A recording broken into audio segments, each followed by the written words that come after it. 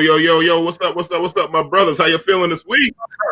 You know what it is. What's up, fellas? Everyone, back to Let's Chop It Up. Definitely. Let's do that with that. Holiday season. So how was your week, brothers? How was your week, man? Kelvin, how was yours, man? My week was rough. What happened, man? I have no water in my house.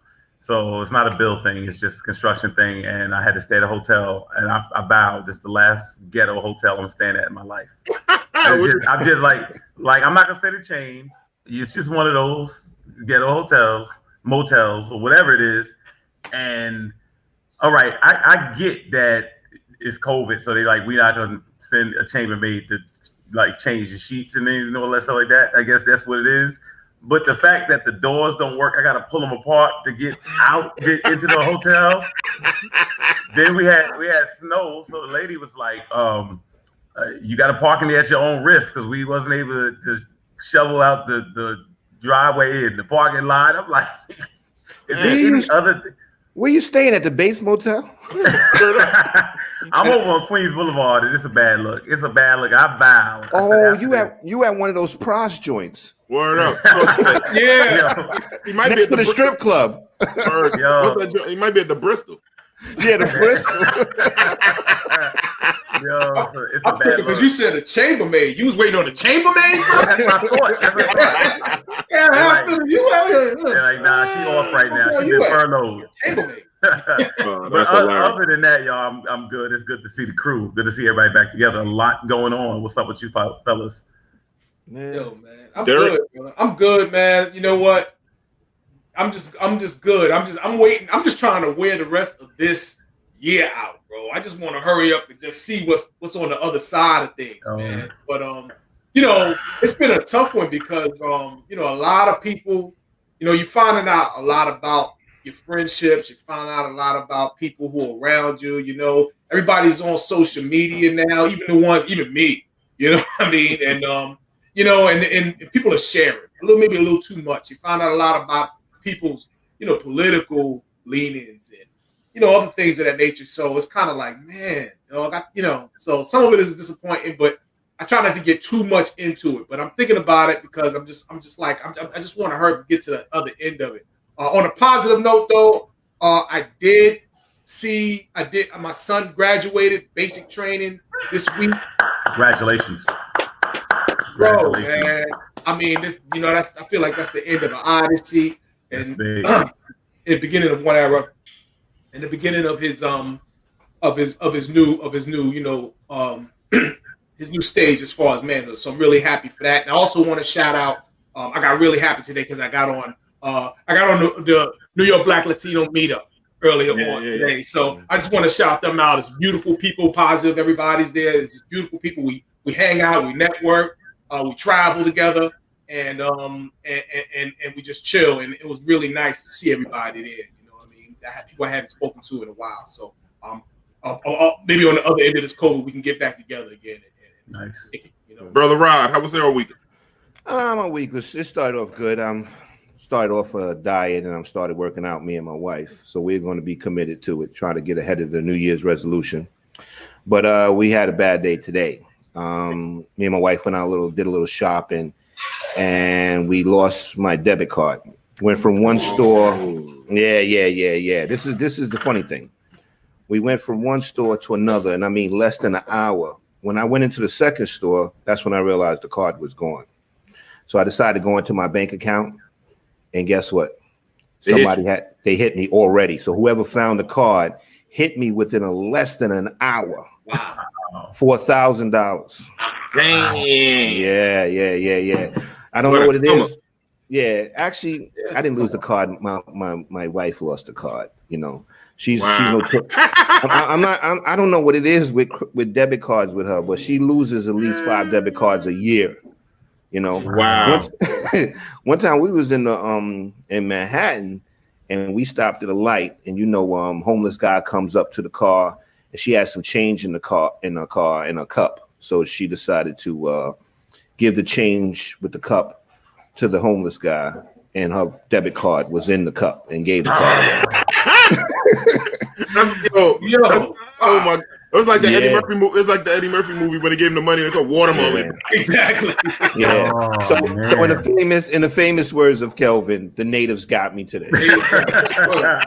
Yo, so let me ask you a question. It's a little different with the debit card versus the credit card. Yeah, so that's how do they cover it? There's a certain percentage with the time. It's all. So the thing is, like I went right into my account and somebody had charged $1,000 to a Venmo account.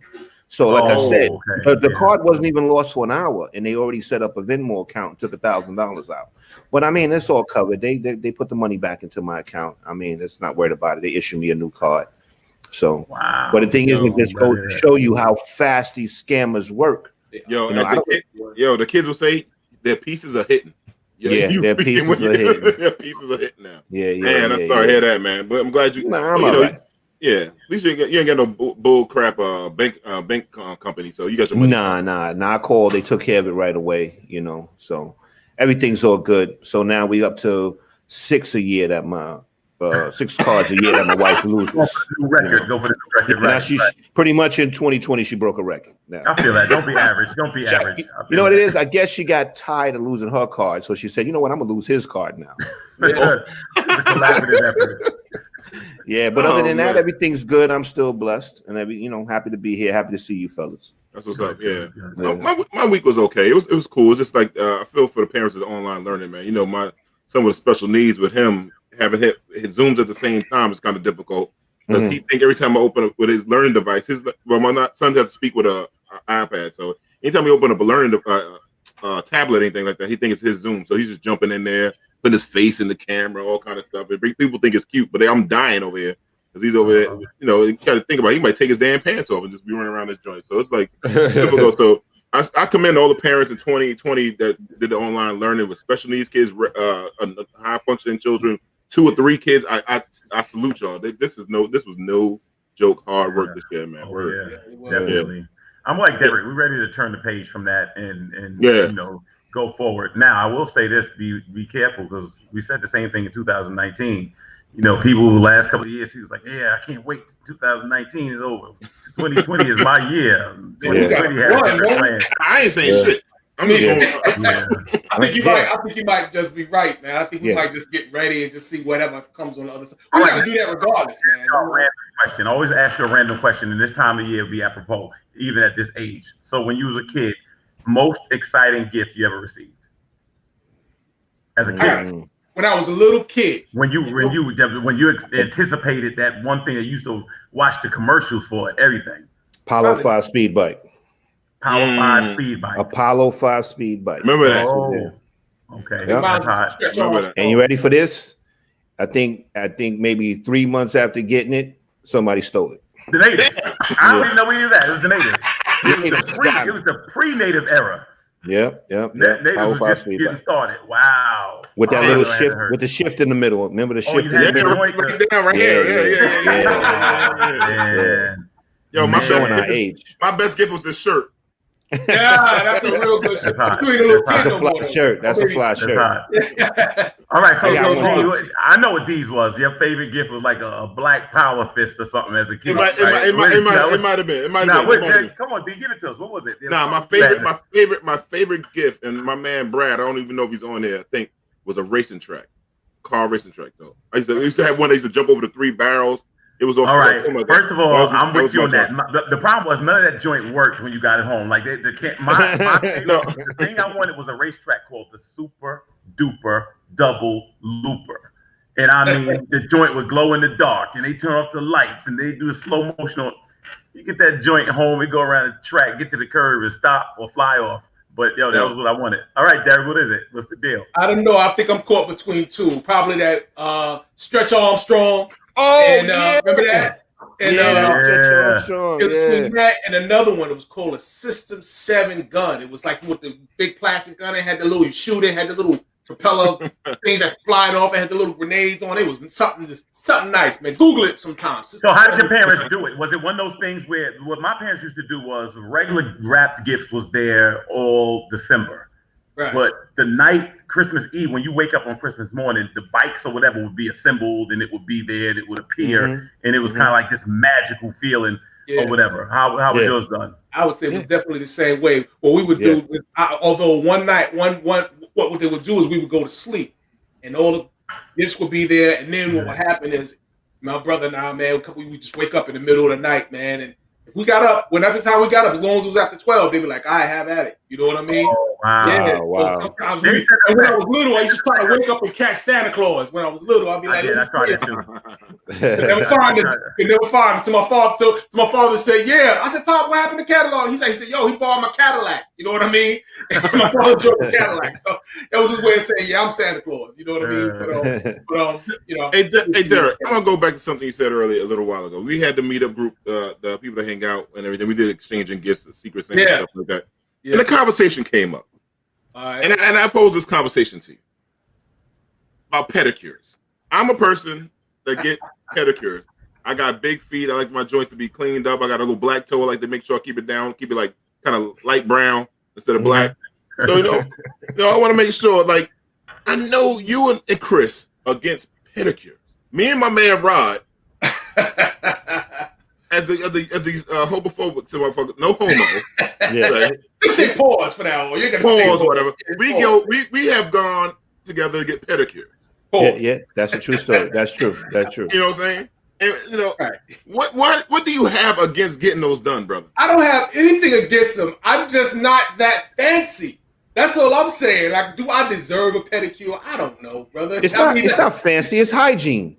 Kelvin, do you get it? I have very good hygiene. I wash my feet. I wash my ass. I wash all that, man. I just don't know if I need pedicure. That's all, Okay. Y'all done took way past the pedicure. My man Derek giving his credentials. All right, check this out.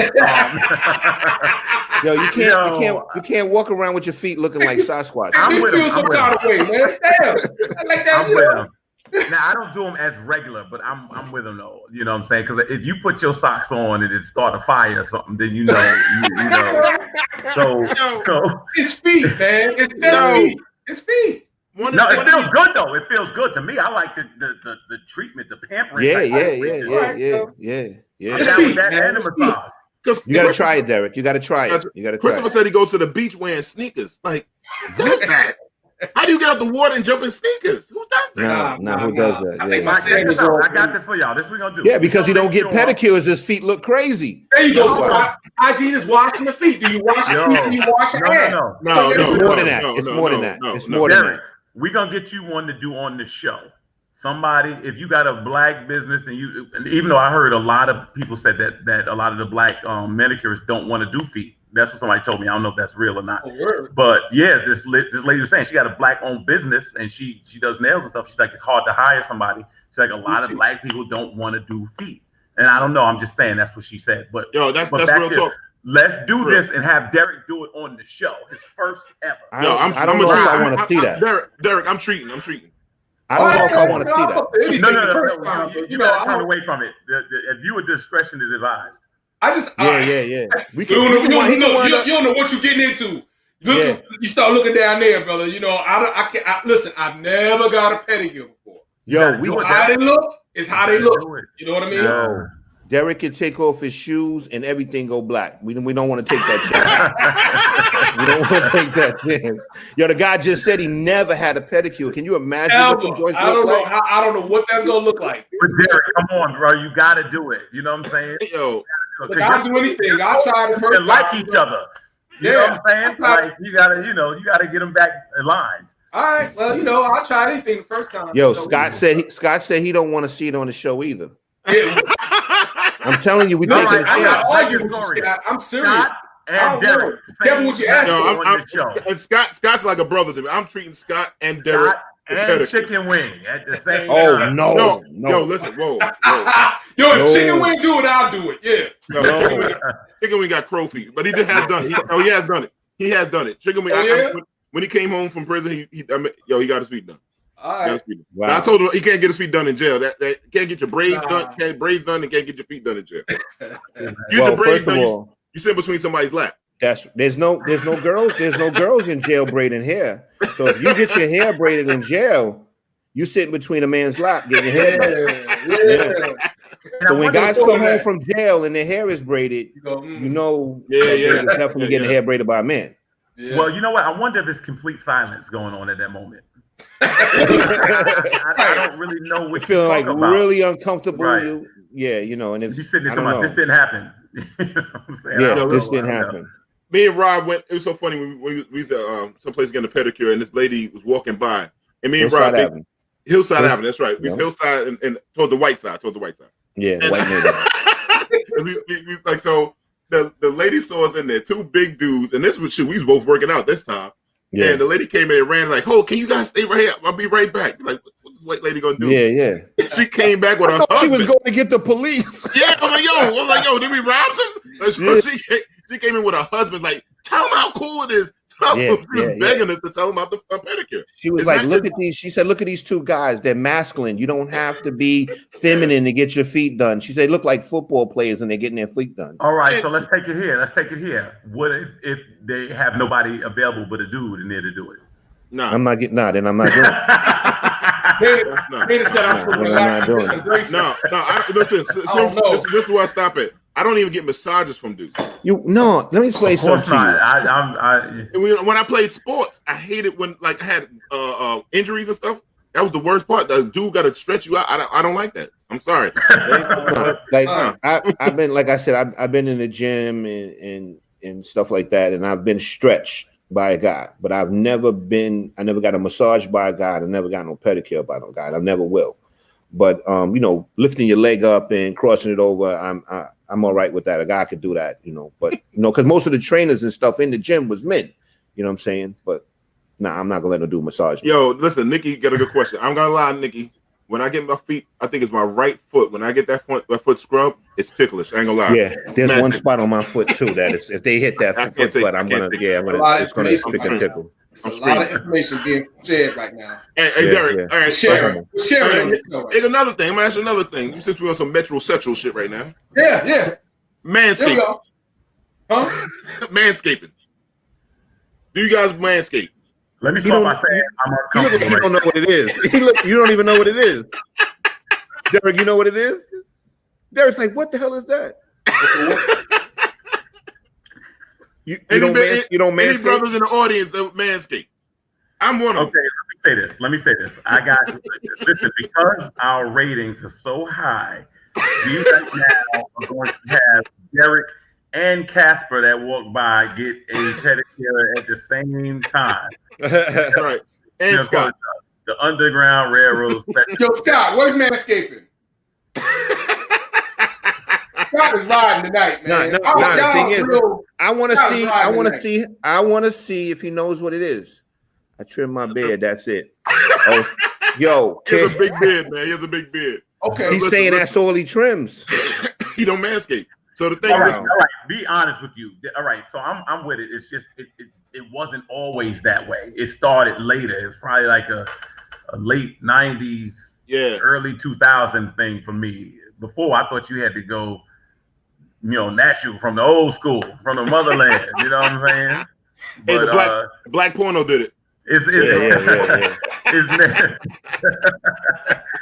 It's necessary. It's necessary. But look at the women. Look at the women. The ladies is like, cut it down. That's right. Cut it down. That's right. You don't. Do you want to see a woman that doesn't womanscape? Now that's the debate. Stop it. Okay, so no. We're gonna stop it right now. No. Hold on. That is the debate. That is the debate. Now I've always been curious about this. When we were kids, so back in the day, the magazines, Playboy and stuff like that, women was, I think early in the 70s, it was, a forest. Yeah.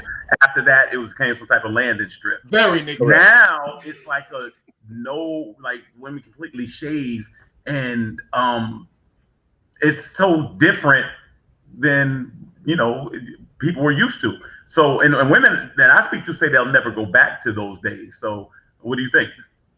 I think I took the conversation left. First of all, we all the way over here now, man. Yeah, I don't think. Go ahead, Rob. No, go ahead, D. You can go. I don't think women are gonna go back to it because I think also besides just being like the cleanliness of it, they like it. I think it just makes them like it's a day. It's like a day they have. It's like therapeutic. They get that done. They get the Brazilian done. They might, like McCole says, they might get a landing strip. And women, for guys getting it done, you know, women don't want all that hair. You know, when you get a little fellatio, you don't want all that hair. When you get the little congolingus going on, you don't want all that in your teeth. I'm not coming there to floss my teeth. Yeah. Okay. the thing is too. Just dropped out. You know with all that What sponsors that now, man? I ain't nothing. Listen, I was chill. I was cool.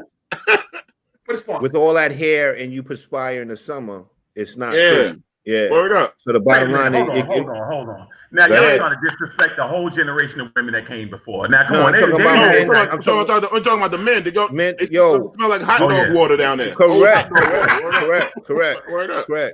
Smell like a freaking fish tank too. But hold on. Hey, Dan, I got some. Don't say that. Yo, listen. I got the Apollo Creed 7. I can't get rid of this. As soon as I cut it off, it comes right back, man. It's hard. Yeah. Wow. He got permanent taco meat. Taco meat for real, man. Listen, I got my African DNA. I'm 91% African, brother. So it's all. But my hair on my back is straight. I'm like it's bugged out. Like it's a lot of information flying around tonight. Yeah. Now we keep it real on this show. We keep it real. No, Danny, you can't say that generation was musty. They were musty. Think about the cologne. Look at the old generation. Look at the colognes. Look at the colognes back then. We had London Fog. That's just like trash. Joe Van Musk, Old Spice. All that shit that's hot. That shit, that Aqua Velvet. That shit was horrible. Horrible. It was musty. Oh, it must be back in the day. Word up, it must be back. Well, that's strong. All right, so to be clear with the women, y'all just not going back to the hair at all. Like that's it. It's a wrap. They shouldn't. And one of my friends, she always tell me that. Really, I look at you different now, Rodney. All right, so that's how it is. I just think men, the same way women and men wear their hair differently. Maybe on their head, maybe it should be a little different. But you like the dudes with their beard, just shadow it, right? Nothing. What? What you mean? My beard? I'm just not the beard. I was using a metaphor. No, what I'm saying is at the end of the day, it's amazing how things change. But when we were kids and you look in those magazines, that's what you saw, and that represented an adult woman. Oh yeah. That was back then, like you said. That was like in the 70s and the 80s. Now you don't see that no more. Yeah. You don't see that no more. That got when you know better, you do better. So So guys, we talk about 2020. So I want to bring up like what the top 10 topics of 2020, yo. The top 10. When you say top 10, you mean good or bad or top 10 moments of 2020 and affecting the black people. I'm sorry, I'm going to clarify that. Thank you, producer Jamie. So the number one thing this year, I mean, when we talked about this for all of us, I think was COVID-19. Yeah. It affected our community in several kind of ways. We lost a lot of loved ones that we all cared about. It just showed us the discrepancy in healthcare, in the have and have nots. It was really traumatic in jobs. And then it showed how essential workers were mostly us and how it affected us. And, in the top. So COVID-19 has got to be number one. Yeah. No question, man. It changed so many things, and just COVID-19 came in, man, and just rearranged society, bro. Like how and all the things that it touched, from how we work and how we think of ourselves and how we relate to people and how we relate to government and the news, and it just changed everything, man. You know what I mean? Yeah. Just so many things. But before that, Kobe early on in the year. I believe it's like January 26th or something like that. Kobe, that was big, not only for the black community, just the globe. Everybody see this iconic basketball player, so young. Yeah, Kobe. That kind of set the tone in 2020 to see Well, I hate to cut you off, Kelvin. Let's for 2020, let's start off with the least worst and end with the worst. How about we do that? Yeah, we do that. Yeah. The least worst had to be, I think everybody that's watching can agree, was the Red Bull machine theft. I mean, I think that's one of the things. It's just maybe that's an honorable mention, but go ahead, Rodney. No, I think the least worst thing was probably that McDonald's brought back the McRib. That's the least. And then it probably started from then. We can start from this is black conservatives. That's what I think. Black conservatives was, oh my God. The coon, the year the coon came out, the raccoon. I'm sorry, I don't want to call black the coon. The raccoon. Yeah. The raccoon was big today. It was money. There was money in raccooning in 2020. Oh, and, you know, a lot of raccoons took advantage of it. You know what I'm saying? They said certain things so they could join certain administrations. You know what I'm saying? So they can build following, so they can start to generate a white following. You know what I'm saying? So there was money to be made for raccooning in 2020. Yeah. I'm gonna tell you though, I don't want to disrespect anybody who thinks of themselves as a conservative. I would, in the beginning of the year, I was definitely like, what I always say, what the hell are you conserving? You're a black man. What are you conserving? But I realized I don't want to disrespect anybody who's conservative because I've had conversations and I realize we all have some conservative things, you know, things that we're conservative about. You know what I'm saying? Certain ideas, you know, that align with what they call traditional value. But what we're talking about with the raccooning, man, that's something different. But what this was the year of greed. You know what I'm saying? So Yeah. That's something different. Yeah. That's what motivated the raccooning was, like I said, money. You know what I'm saying? They saw opportunity to make money, like I said, to get into the White House, like I said, to go off on social media. Because the thing is, when you're raccooning, you want to try to build a white base to follow you, so they can say, "Hey, look, they're saying this about black people too." You know what I mean? And it gives white people validation when they hear black people cooning like that. Yeah, no doubt. The next thing I think was, like I said, mentioned earlier, was the online learning. For everyone that has children in here, I know, like my man Scott has kids. Ronnie, you have a lot of kids. Derek, you have children. You know, and I have a son and stuff like that. That got to be one of the new things, and it might change the way education is. I sat on a lot of forums over this last year talking about education discrepancies with online learning and all that, like getting tablets to young people and getting Wi-Fi, because a lot of my students I deal with live in shelters, and a lot of shelters are built with cinder block, which don't have Wi-Fi. Can't get Wi-Fi service. So that got to be like the next one on the list. And then I think it's going to change up because my son is not going back to school. I don't know about your guys, your kids, and stuff like that. Well, my kid is not going back. You know what I'm saying?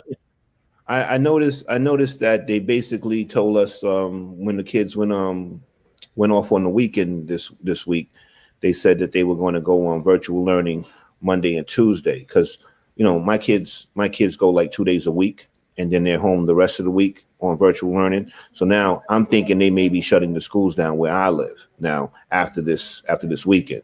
So you know, and then another thing too, they had this big thing where they were giving out laptops to everybody too from the schools. So it kind of makes me think that they're preparing for another school closing. Oh yeah. The virtual learning is tricky because the kids, you know, they're not interacting with other kids. Then, you know, they're distracted in their rooms. They get to play, you know, games in their rooms and stuff while they're virtually learning. You know, you hear all types of crazy stuff in the background in kids' houses and stuff. Yeah. You know? Yeah. It's crazy because because a lot of people, like, I know some schools are trying to get on people for telling the kids to have the cameras on, but they didn't realize like some of the kids were living in shelters with one room, and it's like 3 kids, and the father, mother, everybody's in. So that was wrong. That was people then people were not being sensitive to young people that don't have the means. Correct. So, It's tough, so you know? It's tough. It's very tough. Yeah. Number 9 is working virtually from home. Now everybody can chime in on this. I love it and I don't love it, because my ass, like right now, I'm in pajama pants. I must wear these pajama pants 5 days a week. Yeah, my wife made some type of business phone call one day, right? And she said this working at home thing is crazy because she heard the toilet flush in the background. She heard the person yelling at their kids, you know. So yeah, it's crazy. It's crazy working from home. But it's going to change. Go ahead. No. I think what I'm saying with the business wise, it's going to change commercial real estate. Crazy. Absolutely. A lot of businesses are not going to go back to brick and mortar places because they realize that they can pay you to work from home now, and they still can get the same, you know, productivity from you.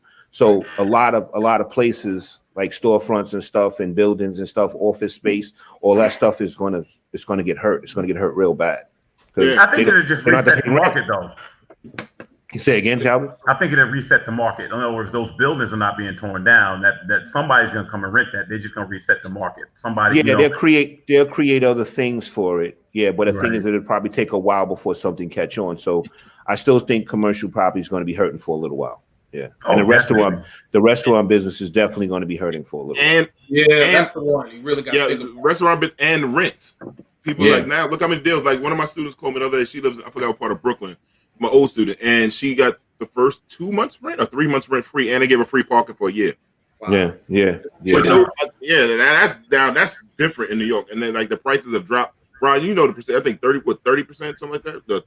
I think the thing for the summer, like Manhattan, is definitely hurting when it comes to renting. You know what I mean? Because people are trying to get out of Manhattan because when they had the shutdown, everybody was cramped into their apartment. Now everybody's moving out to the suburbs, buying houses. That's why the house market in Queens and Nassau and Suffolk is booming right now because everybody's trying to buy a house. Yeah, you know what I mean? Sell your house. Now's the time, man. If you're looking to sell your house now, it's good if you're leaving the state. Yeah. Because then you're gonna go but you'll sell high and then you'll go buy low. Right. But if you're gonna stay in New York, you're gonna be selling high to go buy high. People are paying like $20,000 over asking right now. It's just amazing. It's amazing. But yeah, people don't want to be cramped in apartments now because they have a shut in. They want to chill in their backyards. They want to relax. They want to have a change of scenery. They don't want to be cooped up in a building anymore. Yep, right, definitely. And I think the number 8 is the year of the Karens. Wow. Yeah. Karen was big. Karens were getting on my nerves where I just wanted to smack Karen my goddamn self. And the thing with the Karens, it never happens to me. I never get in a Karen moment. No, I think if it's a guy, you know me with the religious stuff, whatever it is, ancestors, they said not this one. This person D can't have that Karen incident because I don't know how to react. I won't react the way that some of these people do. I agree. I probably wouldn't react the same way either. A Karen or Ken might get these hands. Well, let me ask you a question. That's why I'm not going to pull out. That's why I'm not going to pull out my phone. Okay, so let me ask you this question because I heard a white woman tell me she saw a Karen. So I thought it was universal. I thought it was something that black people called white people. A Karen is just anybody that get on your nerves. No. It's a white woman who's they in your business doing too much, bro. They're caring too much. That's how the word Karen came from. That's a good point. Yeah, they're caring too much. There you go, caring too much. They're caring too much. And it's not your turn to care, man. When it's not your turn to worry about it, and think about it, and look at it. Come on, keep it moving. And then they got the Kens out there too. Yeah, the Kens. They're basically people that are empowering their whiteness, and they figure that I'm going to keep this black person. Yep, and this time, people with the way social media is, these Karens are getting checked. They're losing jobs. Some people are making a move out of apartment complexes and neighborhoods and stuff like that. So they're losing their dogs. They're losing their dogs. They're taking the dog too. Yep. Well, there was a Karen situation in Central Park. They took the lady's dog from her. The brother, they did that. The bird watcher. The dude that's a bird watcher. There you go. Yeah. Karen, welcome to being black in America. Yeah. You try to set it on us, now we set it on you. Right, just reflected on. Got a taste. Wow, man. And for number 7, essential workers. Man, we needed those people this year. Yeah, we found out who they were. You know what I mean? And we found out essential workers. There are certain people in this we just cannot do without in our workforce, and they found out who they were. And I hope maybe the pay will start to reflect it. It's crazy that the essential workers tend to be on the lower end of the pay scale, but they're essential, man. That's the part that really out about it. The thing is, people discovered in 2020 if their job was essential or not. Exactly. Right. You know what I discovered was essential? I never knew liquor stores were essential. They are. Yeah. They're considered essential. I know. They kept the peace. Yeah. Hey, Rob, we know the marijuana dispensaries. The marijuana dispensaries are considered essential. That's right. They got to keep you drunk and high to deal with this. Because the dispensaries in New York State the marijuana is considered medicine. So. Right. And I got my card. And I have my marijuana card. There you go. I got problems. I got back, shoulder. Marijuana. Can I get some of that from a lumbago? You know what I mean? Yeah. Alcohol is essential, man. Alcohol is essential. Oh, man. Yo, listen, number 7, my brother. We all miss him, Brother Chadwick. That was a big loss. That one I think shocked everyone because the brother was so dope. He should have got an award for just doing work, having cancer, and still showing up to work, and nobody knew it. and he delivered on everything. I mean, he has a new one on Netflix now. I think this might be That's his Right, last. That was his last that movie. last night. Yeah. Amazing, bro. Yeah. What was it Already called? Black Bottom. Black. Right? There you go. Yeah. Yeah. That was the last movie he made. Yeah, Denzel produced. Amazing, bro. Two of the Yeah, I'm gonna check it out tonight, man. Like that. Check that out, bro. It was no joke. Everybody that sees that show, go on there and watch it and support that. Definitely go on there and support it's easy to watch. It is wonderful. You'll be like, it's incredible. And Viola Davis, of course. You know what I mean? She's in it too. Did she have a snot bubble in this one? Did she cry with a snot bubble? I don't think she had, but she did have some gold teeth, so that was nice. Yeah, grills. Yeah, she had a grill. She had to gain weight for that, and she still couldn't make weight, and she had to put in a fat suit. Oh wow, that's interesting. Yeah, so that Chadwick, man, we're gonna miss that brother. The next one was another one that we lost, an icon. This is a big brother, my frat brother, Mr. Brother John Lewis, and CT Vivian. So I almost got CT Vivian. I almost forgot about that one, Jamie. Yeah, John Lewis was big time, man. People like I know a lot of young people don't know who he is. They thought they just heard about him probably this last year, maybe two, when it the stuff he did over the years. But he was the last brother that was with Dr. King. That was the last brother that made the I Have a Dream speech, the March on Washington. Yep. John Lewis was really, really cool brother. I met John Lewis once, and then I met him in passing one time at the African American Museum. But I met him when he came to Benedict College a couple of years back. Yeah, I saw him when I was in Houston. One of my friends, her church, he came there when Beto was running, and saw John Lewis. It's amazing just to even have a chance to see him in person. So yeah, definitely. We need to stand on his shoulders. Absolutely. Yep, him and CT. Yep. Yeah. And then we already said this, but we're gonna bring it up again. Our brother that set off the year, we should have known this was gonna be a bad year. His brother was dynamic, and the passing Kobe Bryant is deep because not only did Kobe pass, and like we all know we all gonna pass it, but how he passed and who he died with his daughter and his daughter's friends and stuff like that. That was traumatic, and it could have been a preventable death, and that's what I think hurt it the most, and that happened that way. I mean, the suddenness of it, the way it could have been prevented, and then just the reaction and the coming together of various communities. The way it kind of galvanized people in a way that maybe we kind of needed to share some pain, together and share our moments together with Kobe. We really could have used, on that level too. I think that was kind of, almost cathartic on a level, in some ways, you know what I mean? Mm-hmm. So it's as sad as it was also cathartic, you know what I mean? And we were just kind of able to just emote. And everybody remembers where they were when they got the information, It's one of those situations you knew exactly where you were and what you were doing when you heard the news about Kobe passing. But the internet is so foul that you hear a lot of people. Like I heard Eddie Murphy died like 1,000 times. He was one of the people that they just kept saying died. You ever heard that? It was like Eddie was one of the people that they used to be Eddie Murphy. It was always a rumor. And so I thought when I heard the Kobe, I thought it was just a rumor. I thought it was an internet rumor. And then when it starts coming in, news travels so fast. And man, it's just tough. It makes you look at your own mortality. Because I think that set off. That's when people start looking at getting life insurance policies and stuff like that. Because this guy had all the money in the world. He's only in his early 40s, and to go that man, that hurt. That really hurt. Yeah. It was like the blues almost, man. You know what I mean? Like everybody could just kind of. You had all this buildup of things that was going on with people, man. You just say things that. It just made you look at life different, And D, you're right. You're right. People definitely have to make sure they get insurance policy, keep them paid up. You know what I'm saying? Because that's very important as well. You know what I mean? Because I know how many families I've dealt with where people weren't able to pay for funerals. You know what I'm saying? And then putting the family in more financial debt as a result of the funeral. Oh my God! That right there. This year. I paid a lot of money to GoFundMe's, man. Between a lot of people. This year alone, I sent a lot of GoFundMe money off, man. And the thing is, the younger you get it, the younger you get life insurance, actually, the cheaper it is. It is, Exactly. Well, we're gonna do a show on that. That's what we gotta do. A show. Like we gotta get a show whole on life that and too. term life. We definitely gonna do a show on that. So the number 3 is our first black vice president. Yes, Miss Kamala Harris. Well, I'm not a big fan of, but right. But you know what? Right. She got a lot. Listen.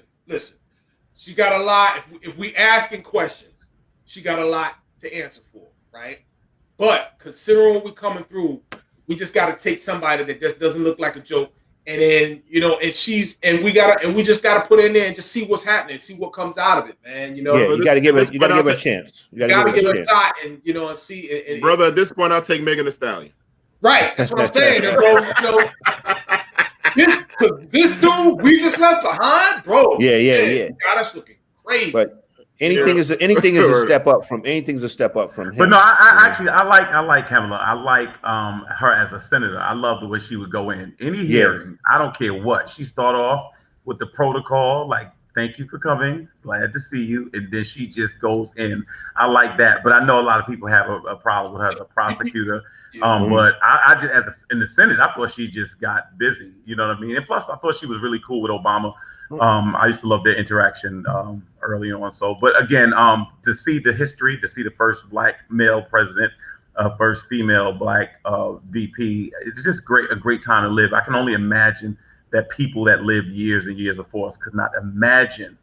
I mean, some people couldn't imagine eating at a lunch counter or walking in, sitting in front of the bus. But then to see this, the top of the government, is beautiful. Yeah, I think it's beautiful. I think we need to. I think there's some young sisters, young girls that need to see her be in her position, man. You know what I mean? Yeah. Just we need that just on another level, just maybe even on a symbolic level. We just need her there. You know what I mean? Definitely. So, we got to support that system. Yep. Yeah, I said this on one of the past shows. It did surprise me that a woman of color became the vice president or president before a white woman. You know what I mean? Yeah. And that white women actually prefer to have a white male as their vice president or their president. Now, because Hillary Clinton ran for president and she lost, and majority of white women in America still voted for Trump. Right. You know what I'm saying? So that kind of reveals something to me, that white American women do not want to see a female in office in the White House. So. Right. And I think the other thing is the fact that she's a VP behind the oldest presidential elected president ever elected. So, I mean, there's a great chance. Well, I shouldn't say it like that because it sounds foul. But I mean, put like this. But say I said it. But like this, she need to be on the sidelines warming up. I'll just put it like that. Yeah. All. Joe's gonna see the upper room maybe before the next 4 years. See, come on, D. Come on, D, because he got the alley-oop it. He ain't gonna take it. Yeah. All right. The number D 2. gonna say that shit. D gonna say that shit. Yeah, I'm gonna say it. You gonna say it. Hey, I might be a little high on this show. No, let's fuck with y'all. I'm gonna drink this one. Oh man, look at Jamie there. Number 2, brother George Floyd, sister Breonna Taylor, brother Aubrey, and brother Elijah McCain. Yeah, very tragic. That set off the trend. I think that was one of the nails in the coffin for this presidential race for a lot of other people, a lot of other seats too. And Rodney, you can probably talk a lot about how it should change police departments and how they police people, especially people in our Black and Latino communities. But we sacrifice. Sometimes, like and Kelvin, you can do the biblical stuff. You throw some words, but the sacrifice always happens for a greater movement. And these people, like they will sacrifice for us, hopefully, as people to come together, and also for the change policies in government. Yeah. Well, I mean, from a person that has law enforcement background, like when I saw the George Floyd incident, I was horrified by it. It, and I think the mistake that law enforcement made was, they wouldn't come openly out and just condemn it. You know what I mean? And that was my problem with it. That was one of my problems with it. Like, where I felt like a lot of people in the departments all over this nation should have came together and said, no, we're not going to tolerate that, and basically hung this guy from the rafters. And it just seems like, how people came out, slandered this guy, victimized the victim, went in the guy's background, tried to find everything possible about him to villainize him, when you just sat there and watched a man just be, just murdered right in front of your eyes. I like I said, I was horrified by it. And then like I said, and to see law enforcement stand behind it, I just was disgusted by it. Disgusted. Yeah. I think this was a year where I guess your average Joe Blow white guy or white woman could see all the things that we have been complaining about from not just the death, but from the cover up, as you say, you know what that comes afterward, the assassination of the character afterward. You know what I mean? Just the media spin that comes afterward. It's just something when you see something like that is just completely indefensible, time after time after time, and then you see the same script happen time after time after time. It's the same reaction. It's got to lead critics after a while, even if you came in skeptical. You have to be like, man, I just keep seeing it myself now, and I keep hearing about it. Now I'm seeing it. It's gotta leave a mark somewhere. Yeah, it's like just Scott said, even white people were horrified by what they had saw. You know, well, most white people, some white people still feel like there was nothing. It was nothing. The police are right no matter what. And they don't that's just the way it is. Yep, and they don't see no value. They don't see no value in our lives. Like they just released a new tape on the brother Aubrey, the white man just standing around and get cuffed, he's walking around with blood on him. That was insane and crazy. That was what they basically did on that scene was basically they automatically assumed that the white guys were right. They automatically assumed that they were the good guys without the investigation. Now you come on a scene, you see somebody shot, they got guns, and there's somebody laying on the ground. Guess what? Everyone's supposed to get cuffed up, and you figure it out later on.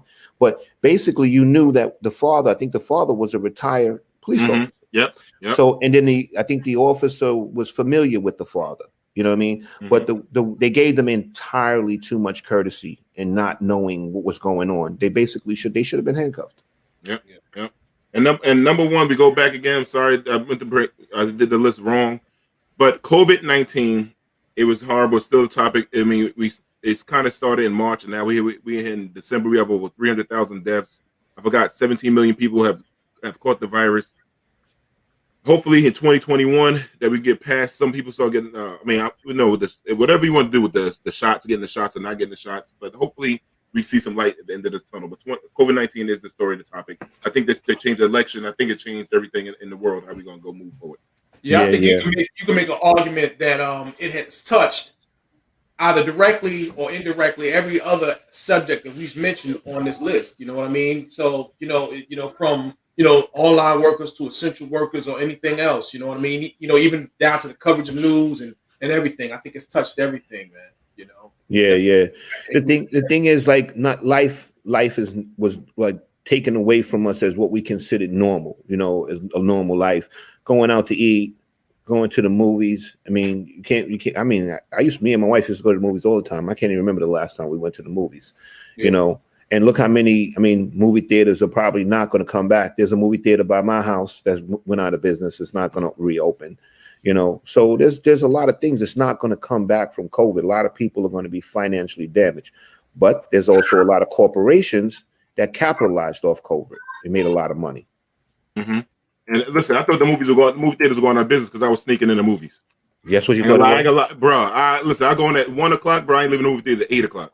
I just want to take a moment. Especially downtown Brooklyn. We never gonna get anywhere. The Court Street Theater is the best place to sneak in. But now since it's closed, I can say that. I can say that. Court Street, Brooklyn.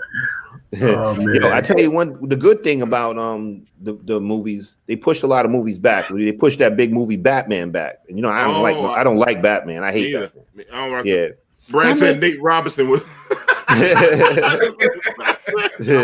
honorable mention Nate Robinson. Nate Robinson. It's been a few weeks and Nate still can't get up.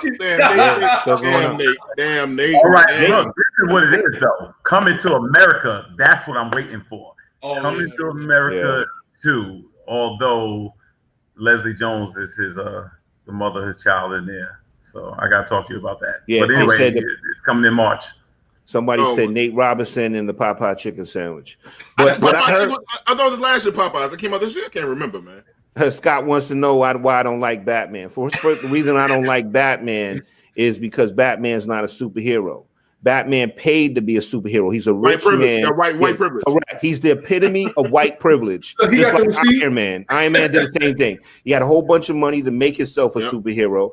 And basically, as a result of white privilege, that's why I don't like Batman.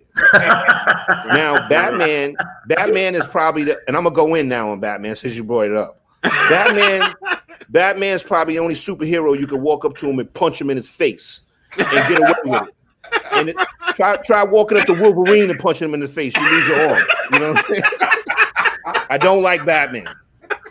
All right, the real talk, Rodney. Did something happen between you and Batman? Was there? Yeah. I don't like Batman. This is deeper than deeper than this. Listen. You know what I'm saying? So listen, man. Listen, hey, we're all that talking. We still got our sponsors coming back, man. So, yeah.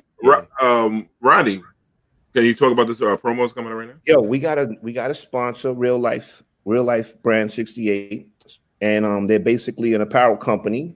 We got some positive, strong messages on T-shirts, hoodies, men and women apparel, and winter coats and jackets and stuff like that. But they decided that they were going to be a sponsor for us on this show, and we are happy to have them. So we're going to go to that commercial, Jamie. Hit them.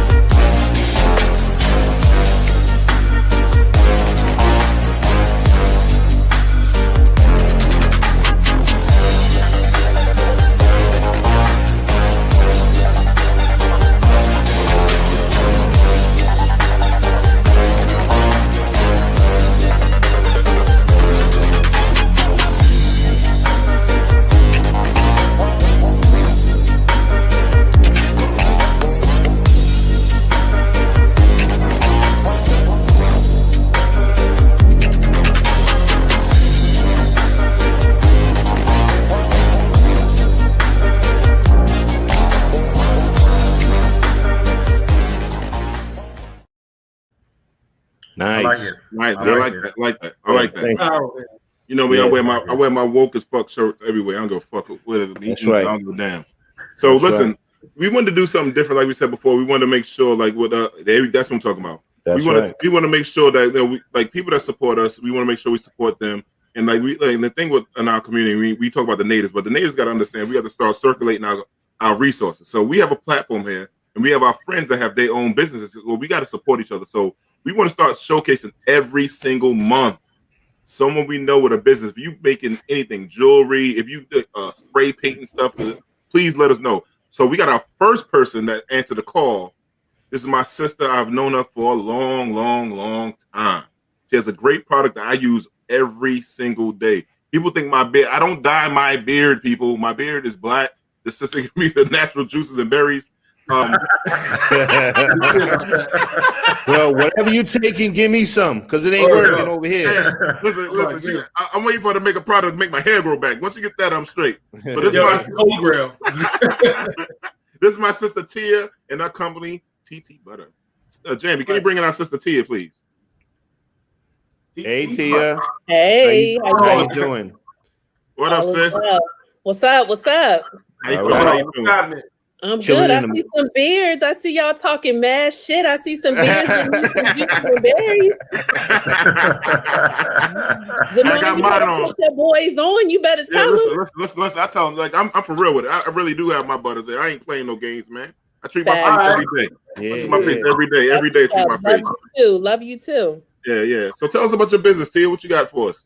All right, TT's Butter Company started in about 2016. I started the line to help my nephews with their eczema. And so my first product was Bubba Butter. And because I call my nephews Bubba, that was their body butter, right?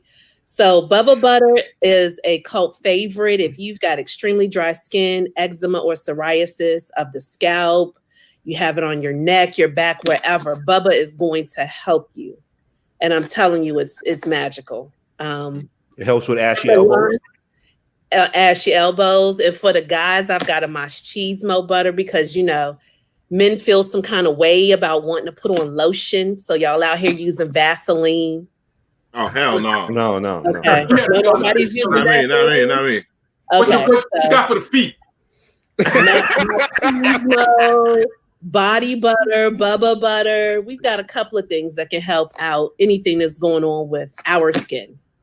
So yeah, I do have an oil for your hair. I'm growing hair. As you can see, I'm trying to cover some of it. But yeah, we trust oils for your hair. We have the men's line, which is the Beard Collective. It has a beard oil, beard wash, beard balm, and Machismo body butter.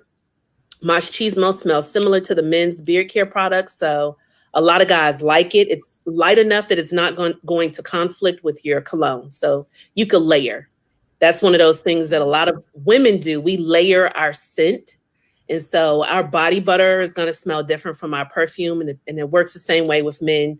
Your body butter will smell different than your cologne, but it's all going to layer and it's going to linger. That's what you really want.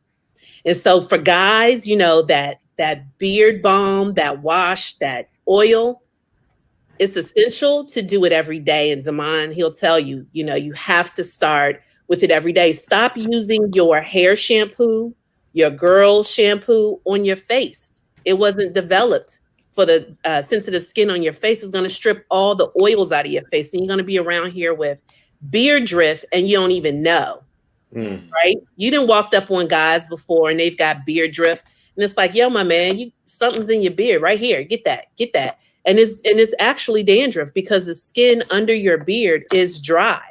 Well, so, I thought it was Chinese food that was in his beard. It could be a little bit of anything, right? It could be crust from all kinds of other stuff. So, that's another show. That's another show. But no, for real. So, you know, TT started with, you know, the idea of just helping my nephews with their eczema. And it just kind of birthed into all kinds of products. We've got the beard care line. We've got 3 body butters, hair oil. I have a detox clay that you can use, below the belt oil called Sweet Spot, which is unisex and it's for your sweet spot. We could talk about that. We've got lip balm, Sweet Spot. What do you mean sweet spot? What is Sweet Spot? Yeah, what do you mean sweet spot? I don't have a sweet spot. Oh, you got a sweet spot. Hey, nobody talk about no booty buttons. No booty buttons. No, it's not. What's the sweet spot stuff? Gentlemen, listen to me. So go for it. Spot is for everyone, right? Because we all work out. We're all in.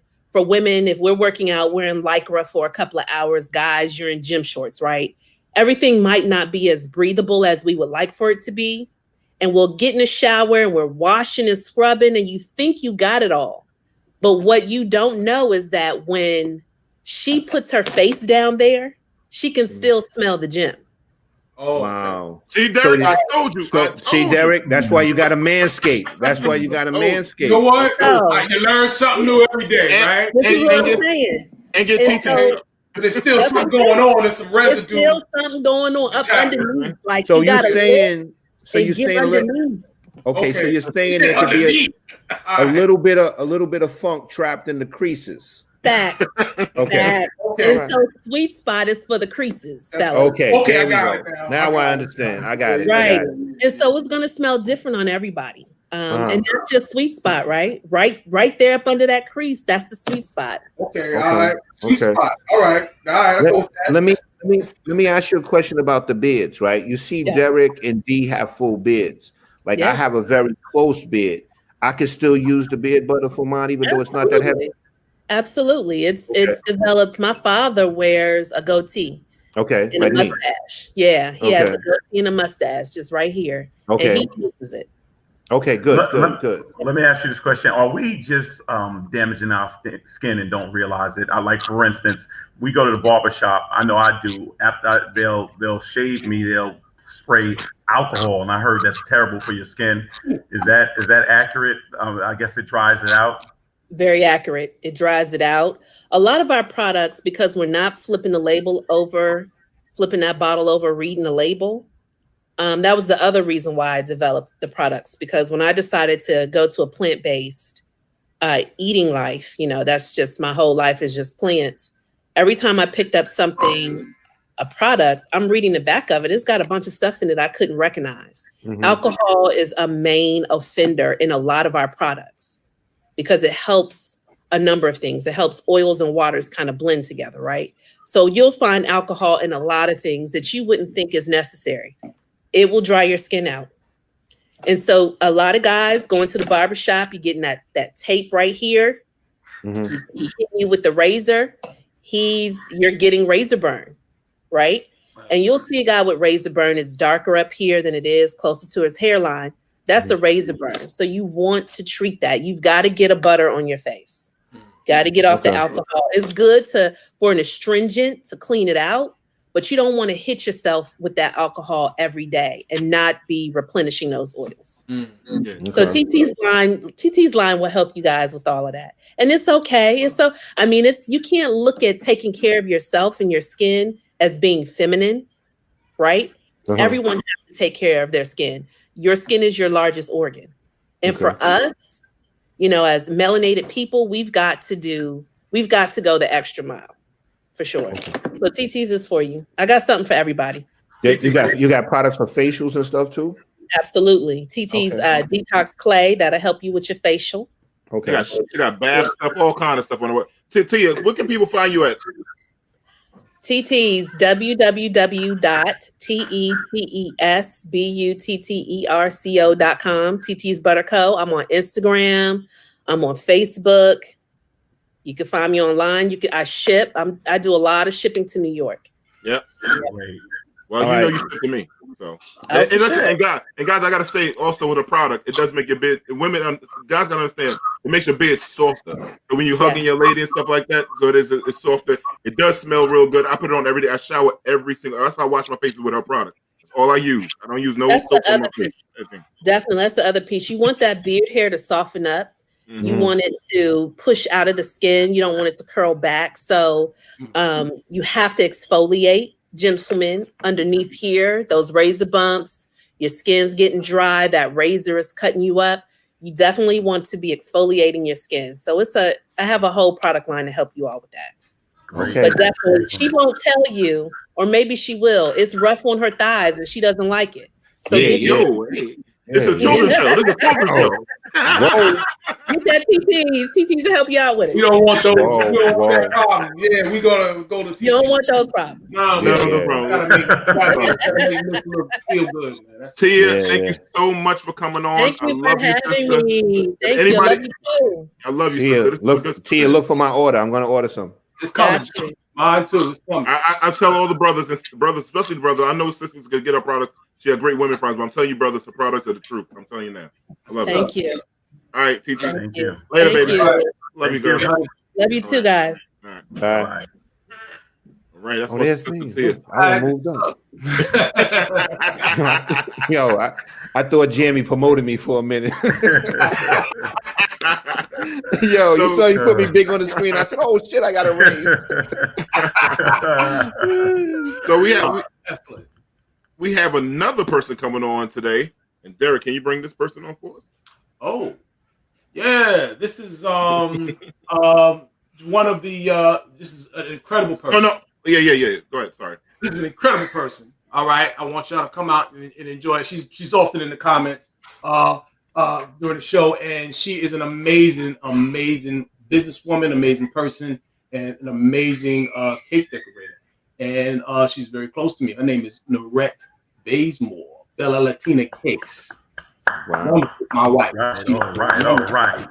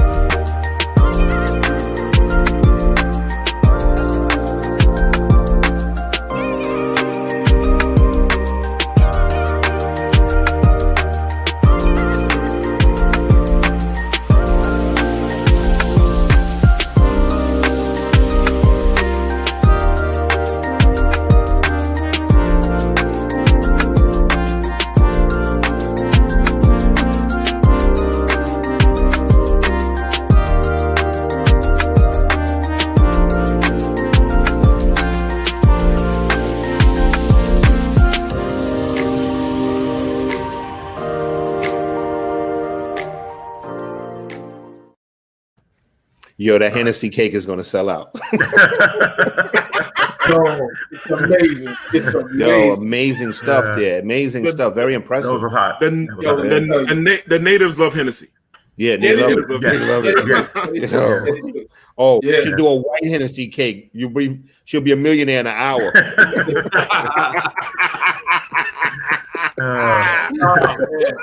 Yeah. She should make a white Hennessy cake says duty free. Bro, I'm telling you, she does some stuff, man, that amazes me, man. You know, so wow. So yeah, I'm hoping, you know, that's at the end. But she's a wonderful person, wonderful wife, of course, and I'm very blessed and lucky. Beautiful. Yes, Derek. Let's bring her on. Let's bring her on. Yeah, waiting on her. Yeah, there we go. Hey, honey. Hey, girl. Hey, girl. Hey, girl. Hi, everybody. Good to see you. Good to see you. Yeah. How you doing? You guys. Thank you so much for having me on tonight. No problem. Yeah, welcome. Let me ask you the first question. What made you get into cake baking? Oh gosh, I got into cake baking about 19 years ago. I was living in another state, and I needed to make some extra money. And so, because I had a corporate gig and I needed to make some extra money, so I kind of tapped into some childhood memories because my great-grandparents had a bakery in Costa Rica. I grew up with my mother making custom cakes on the side. And so I said, oh, I could do this. So I thought. And so, yeah, I started doing cakes. And it didn't start off all that great, but, you know, I've been in the game 19 years now. And so it's definitely gotten better. So you could probably do it in your sleep now. Yeah. Sometimes I do it in my sleep because I wake up like, oh, wait, I forgot. Shoot. Hey, listen, I need you to make a cake for Derek. It's gonna be a feet with pedicure cake. You're gonna have a feet and a scraper and a pumice stone. I want that one. That's what I want for Derek. Make sure about the pumice stone. I'm finding information out there. Make sure you make the toenails real long. That's not gonna be accurate because I hate to break it to you. My husband has better looking feet than most women. Oh! Look how I sat back. Look how I sat back. He sat back. Say that one more time. I sat back and I watched it. I'll give it to him, and I was like, "Look, if you ask me, I'm gonna tell it." Let me ask you this question. From my perspective, I have to perform weddings every now and then. And it just dawned on me one day, like, if I don't make it there, these people are not married, and any mistake could be. So I'm thinking about you when you have the pressure. What is the pressure like to come up with a cake that is so important to people's special event? Do you feel a certain pressure when you have to just nail it? You know, I feel pressure whether it's a wedding cake or it's, a cake to feed 6 people. Because the thing about my job is, how you can go to, let's say, your day-to-day job, and if you have a bad day, your boss is not going to really say anything. Right. Okay, someone's tired, or they had a rough week, or whatever, or something's going on. I don't get that. Right. I have to be 100% for every single person. So if I'm putting 15 cakes out a week, I have to be on it 15 times. I don't, I don't get to have a bad day. So whether it's a small or it's a big cake, it's always pressure to bring my best self to that cake so that client can be wowed. Because their occasion is their occasion. It may be a one-shot deal. And it's important to them, so it has to be equally as important to me. Correct. This is your brand. Your name, your face is on this. You have to stand by it. Yeah, let me ask you a question. What's the strangest cake somebody's asked you to make? The Derek cake. Yo, Derek got a new nickname. His name is Sugarfoot now.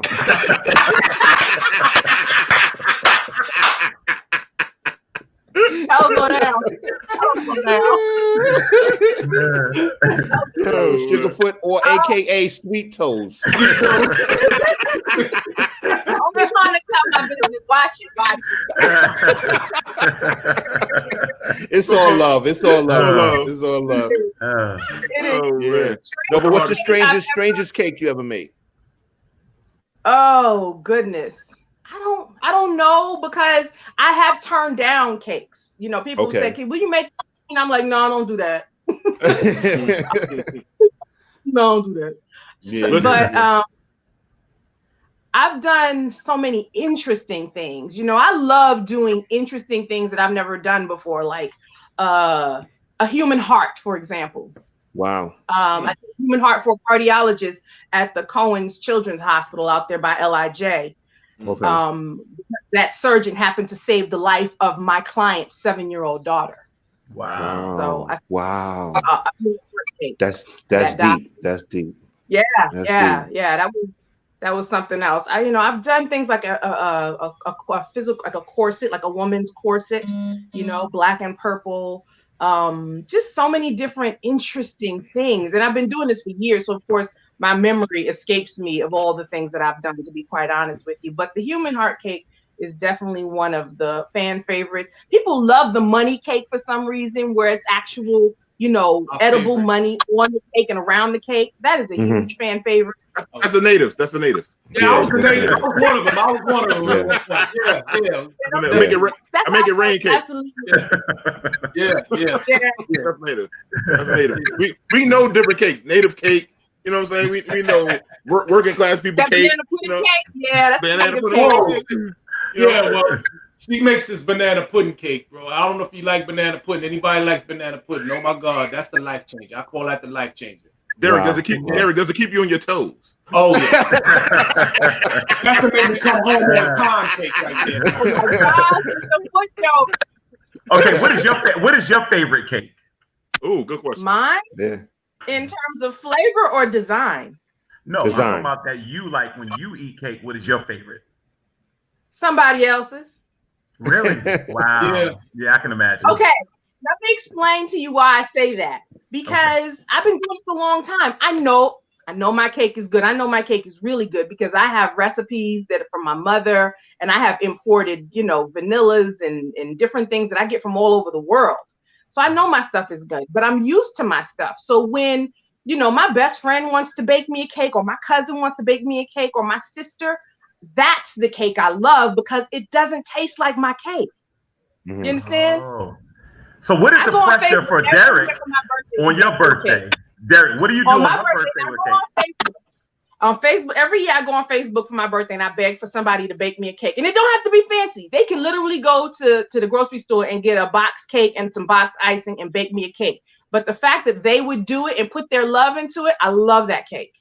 There was a young girl who was a young girl who made the cake for you one time. She made a young girl. Daughter Jordan. Yeah, Tanisha's daughter Jordan. When she was 10 years old, one of my clients, her daughter is like, Miss Norette is my cake lady.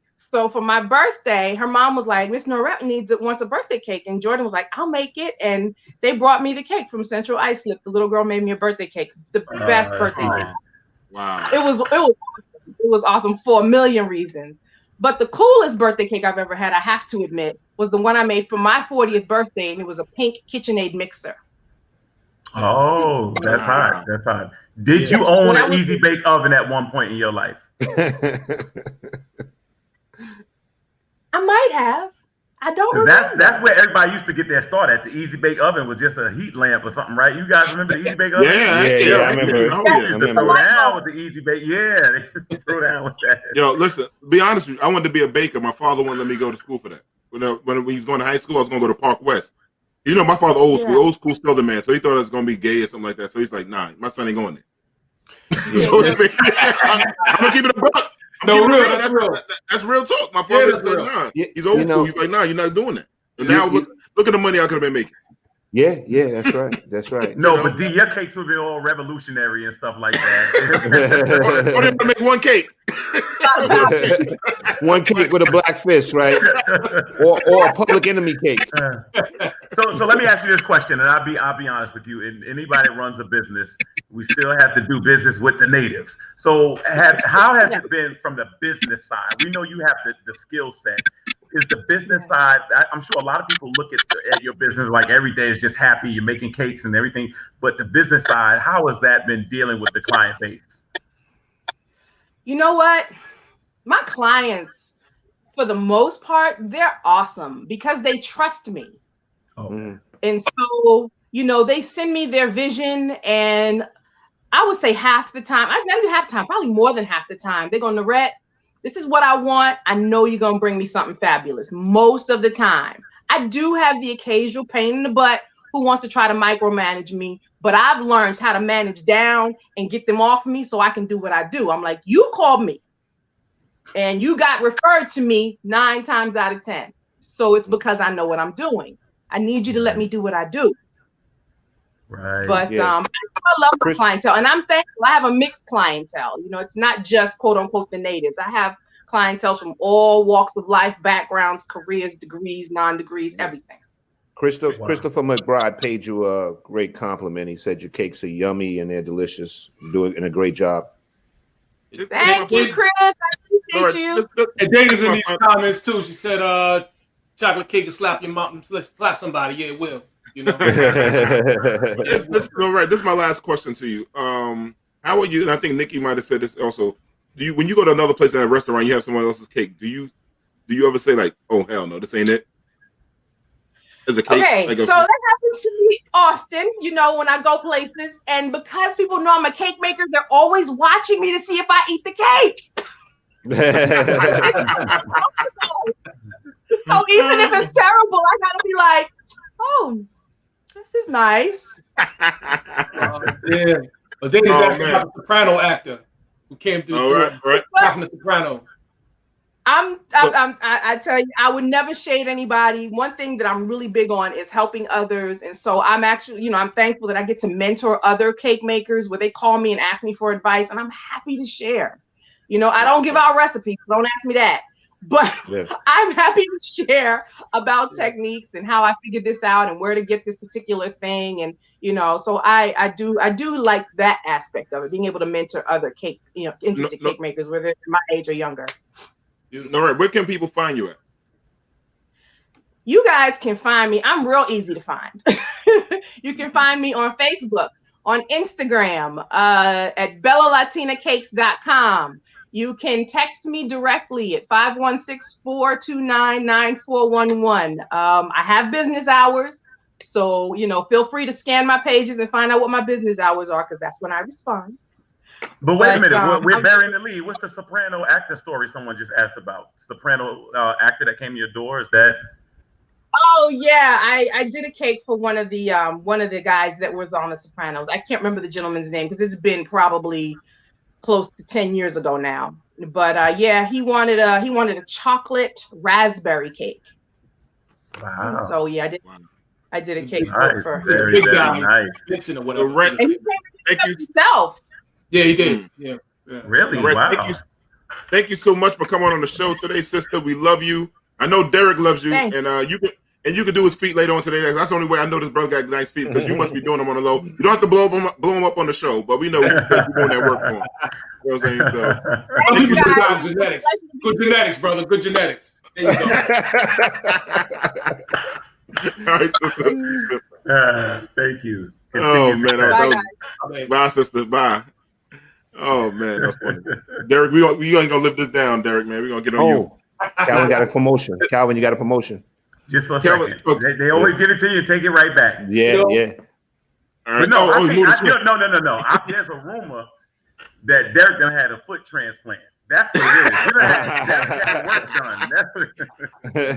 Derek is wearing that white man's feet. Let me tell you something.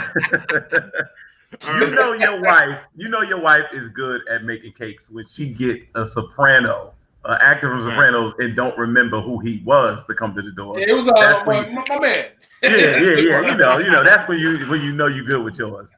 That was good. So Rod, can you lead us to our next person in commercial? Yeah. We got our next entrepreneur who's coming along. She's a great friend of mine. I love her personally. I think she's an awesome person. She makes beautiful head wraps, masks, and she is. I think we're going Lisa. No, we're going Lisa. Lisa. Okay, I'm sorry. Then I'm lost. Then I guess you got to do that. Then okay. So our next person is our sister Lisa, who actually did our photo shoots. I'm gonna come back. I'm gonna hold. I'm gonna hold that thought. I'm gonna come back with that one. Okay. All right. But go ahead, Jamie. Do we have a commercial, Sammy?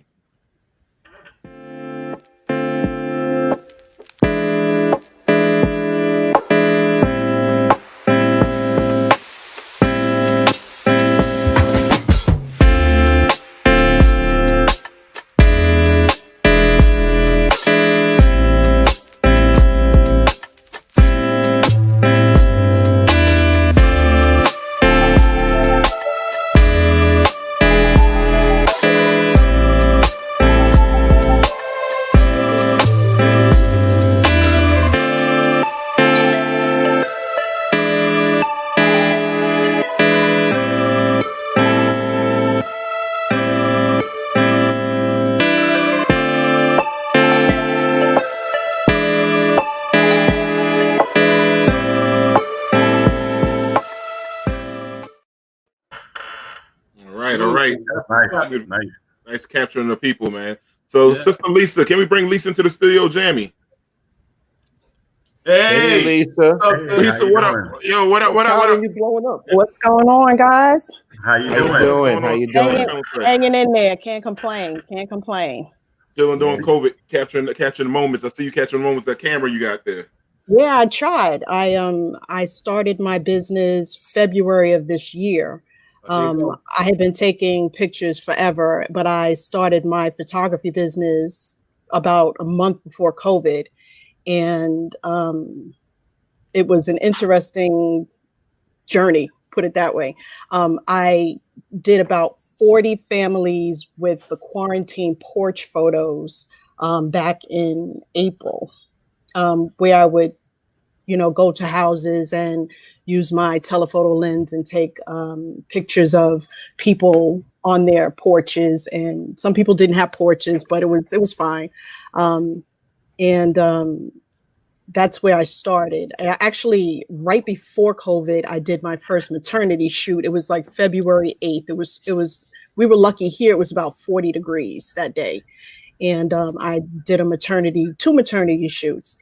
And then we got shut down. So I've been very fortunate to be able to photograph people. I did a lot of photographs for graduates, kids that graduated 2020. I did many family portraits. And over the summer, when sports started to open back up, I was able to do league photography because that's one of the things I really wanted to get into. So I was able to capture people who were actually playing because a lot of the sports in New York are shut down. So I was able to get a bunch of makeshift leagues and kids together and take some pictures. Lisa, let me ask one thing that people may not know about you. Your brilliance is I've seen you do a shoot with 4 people. One of them will be a sex symbol. And the other 3 would be all right, but you make everybody feel equal. How do you do that? Like that, it's just amazing how I've actually seen you do that. So how is that done? Who's a sex symbol, Kelvin? Who's a sex symbol? Well, I don't want to leak information out. I just want her, we don't want to hurt nobody's feelings and stuff like that. You guys were a lot of fun to take pictures of because you all have very different personalities. And what I like to do is I like to see how you work together and see the different personalities. A lot of times it's difficult, especially with family dynamics, depending on what happens to be going on that day or whatever. But, you just try and for me, you have to wing it. It's like, I took pictures of a 2-year-old and I think I must have did 200 shots and, 170 of them were her backside running away. So, I was exhausted that day. I was exhausted. I have to rethink my pool of what I want to take pictures of, but 2-year-olds I'm not too sure about. But I like taking candid photos. I like taking photos of people in their element without really posing. I enjoy those more than posed photography. I think the pictures come out a lot better. But with adults, it's a lot easier to take pictures because people follow instructions. It's a lot easier. And it's been a journey. It's been a journey. Lisa, how do you manage expectations, with clients? Like, and what's your process like? That's my man in the back. He always coming through. My man coming through. Yeah, the man popped up. We never know what you're gonna get. But how do you manage expectations? You know what I mean? Because sometimes you may have a client that may just come in and say, "Hey, they almost want to take over your shoot almost." Say, "Hey, get us over here and take us over here," and that kind of thing. How did you kind of manage that? And what's your process like when you kind of come in and I guess communicate a vision to your client? What's that like? Well, it's funny. I had a client like that. I had an hour shoot with a family of 5, and the mom was like, oh, I want to shoot over by here, and I want to shoot over by here. And, for me, it's more of a learning experience. So there are questions that I need to ask beforehand. All children are different, and a lot of children are on the spectrum, but I'll figure that out 10 minutes into a shoot. And then maybe I'll have the parent go, oh, my son is, he's a little on the spectrum. Yeah, I know. I figured that out. But, some people, I want to take a picture over here. Well, I can't take a picture there because you're in the sun.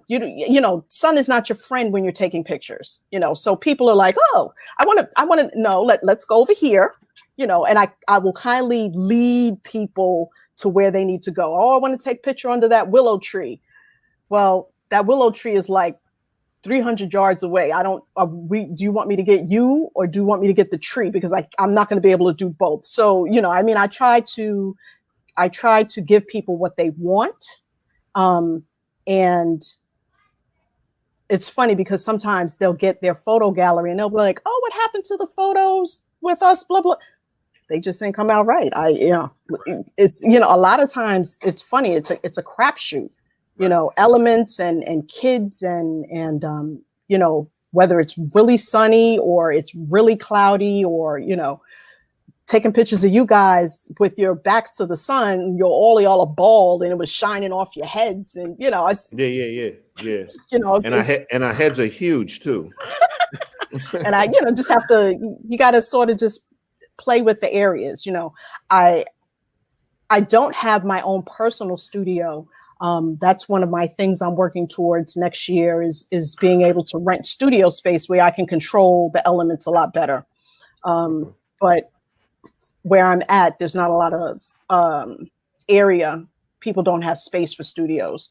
But that's something that I'm hoping to do. I also have a portable studio where I have backdrop and things in lighting and whatever. So I can bring that with me if that's necessary.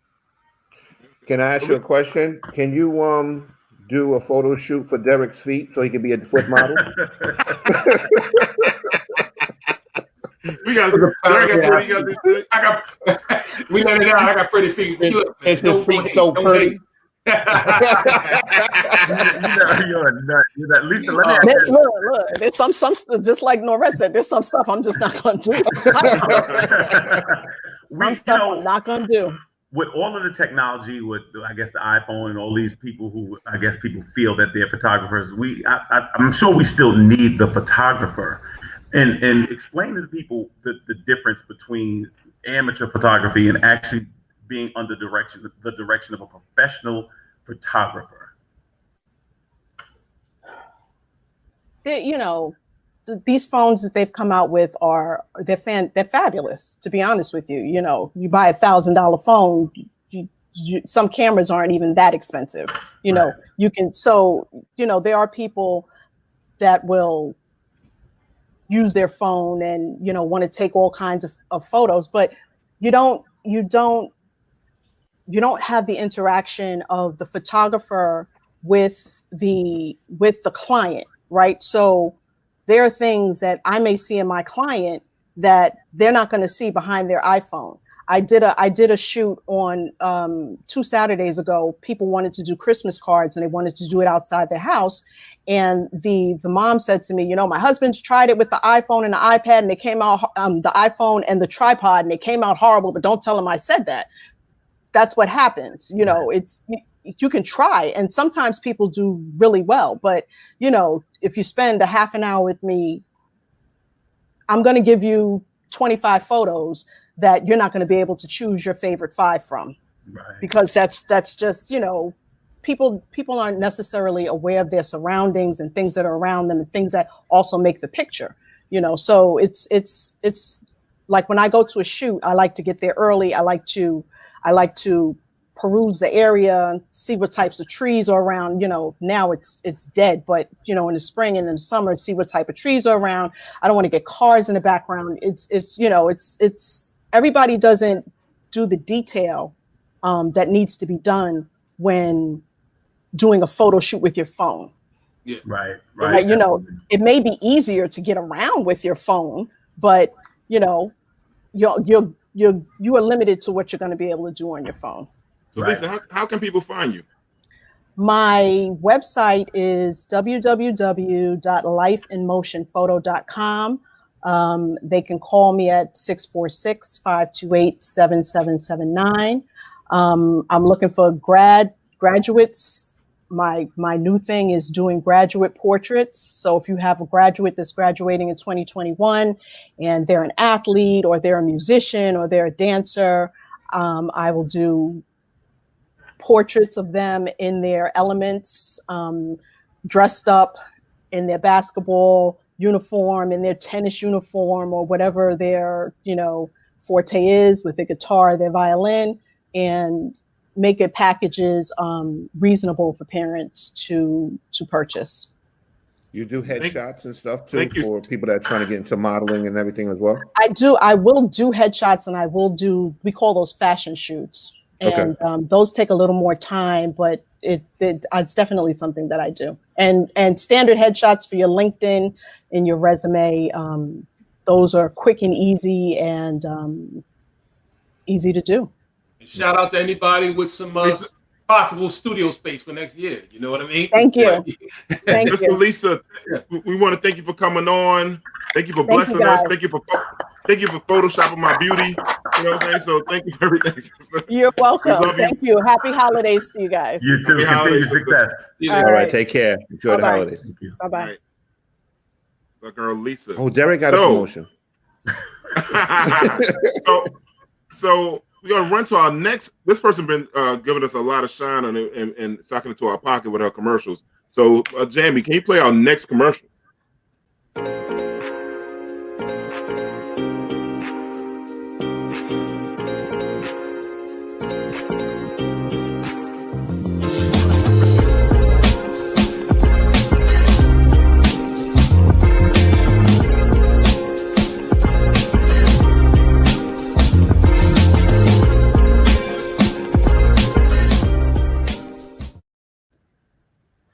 Yo, my new one. There you go, new one, baby. You know what I'm saying? There you go, D. What up, D? That matches the outfit crazy. You know what I'm saying? Listen. I'm shining on them, baby. I'm shining on them out here. There you go, kid. There you go. So our next guest is the creator and owner of Margot Priestley. Can we bring Miss Sally Priest into the studio to producer Jamie? Sally. Hey, Miss Sally, how you doing? Hey guys. Hi. How's everything? What's up? Great. D, I'm matching you, D. I'm matching you today. Oh, okay. we out here in these streets. We in these streets out here. You know what I'm saying? That's how we do it out in these streets. So Miss Sally, what made you get into making head wraps and now because of COVID-19, you make the face mask? What made you get into that?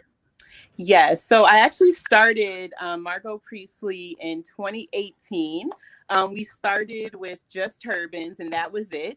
My mother and I actually have the business together, and I've always been a lover of fashion and style and being creative. And I wear a lot of like accessories and head wraps and scarves and hats.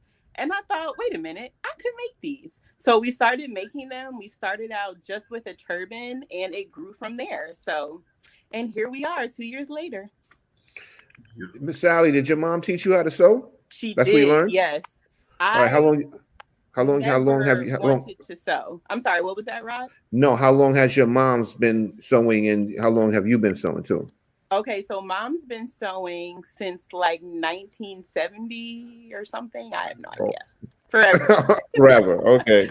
I've been sewing for 2 years because she taught me. So yeah, and now sometimes I'm better than her. I'll just say that. We'll say that. Okay. Don't tell her I told you. Don't tell her I told you. Sorry, Mom. I'm hoping that she's not watching, Miss Sally, because then she heard you.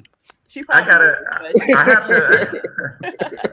I think this is, this is a double standard when it comes to men and women. Guys can go out and run to the store quickly and things like that, but women, the hair is always a consideration. And back in the day, some people would set us back and go out there with like a shower cap or something like that, and just, you know, make sure we couldn't get anywhere as a people. But you have really helped us, and so I just want to say I appreciate it. But that accessory is not always just for dressing up. Sometimes it may be just some casual ones as well. Is that right?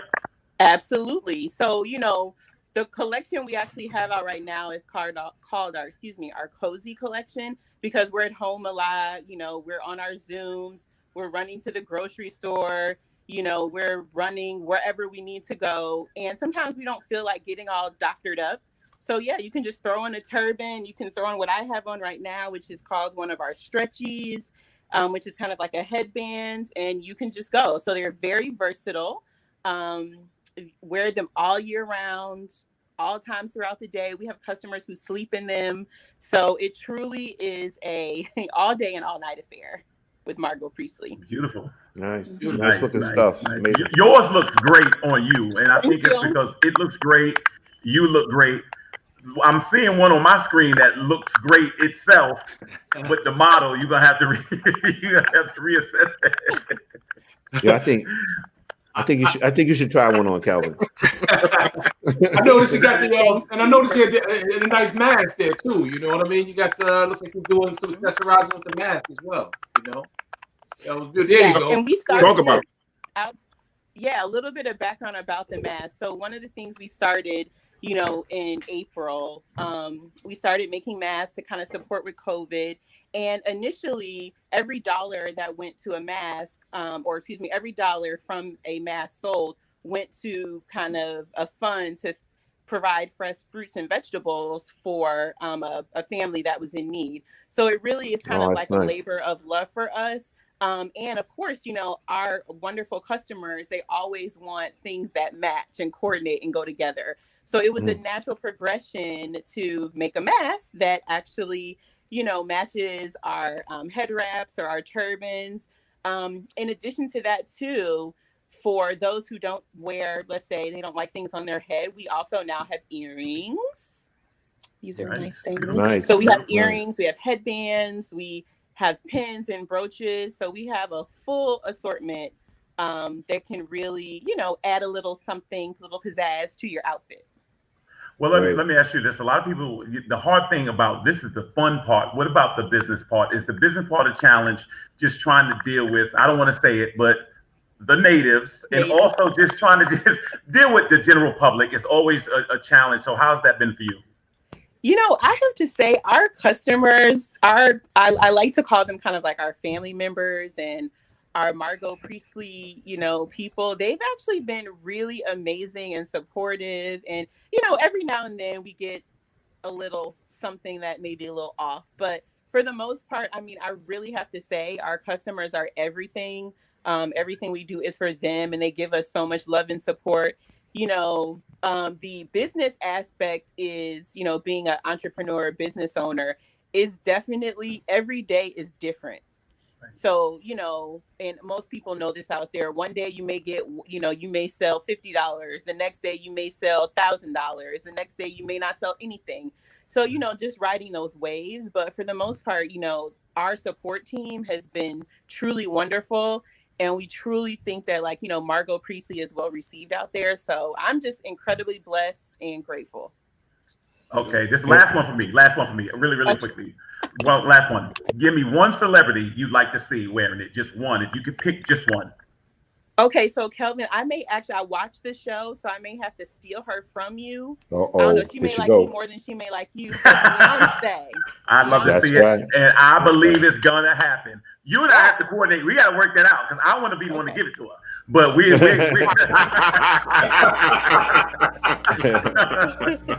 Miss Sally, I want to pay you a compliment as a businesswoman because, you know, during this COVID thing, a lot of businesses have not been able to adjust. You've been able to create new items that still kept your business running, the mask and stuff like that. You've been able to articulate to your clients that, listen, this is on the get up and go, even if you're just going out to the supermarket. And I respect that mindset as a woman, as a businesswoman. I like that. Keep doing your thing, girl. Thank you. Thank you. And she got great, her packaging is off the hook. Her packaging is off the hook, yeah. Her packaging is off the hook. Can I say one thing quickly about the mask as well? one thing that's really important to look at, just note out there with your mask, if you can blow out a candle or a flame or something through your mask, it is not working for you. Our masks are 3 layers. They have a non-porous, non-woven filter. They're very comfortable. They have toggles. They're adjustable. So, you know, we love what we do, but we also ensure that we put out a really great product, really great, you know, quality.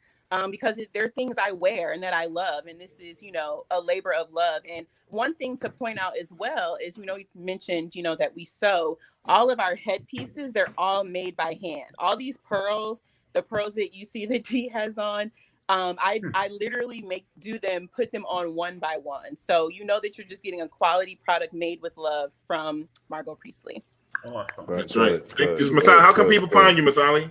Yes. So we on Instagram and our website. That's at, you know, IG Margot Priestley. That's MarGeaux Priestley.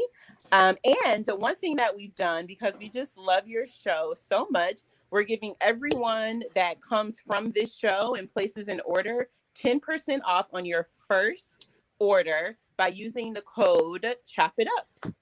Wow. This is what I'm trying to tell you. This is an excellent businesswoman, a good business mind. I like that. Yeah. Look, Masala, we all love you, sister. Yes, we all do. Right. Thank you for coming on. Appreciate you. Success. Keep up the great work. You have an awesome show. Thank you. Thanks for coming. Thank you. Masala's dope. Yo, listen, man. Dope. Yeah, man. Yeah. Too bad a product can't make me grow hair yet. Her product can't make me grow hair.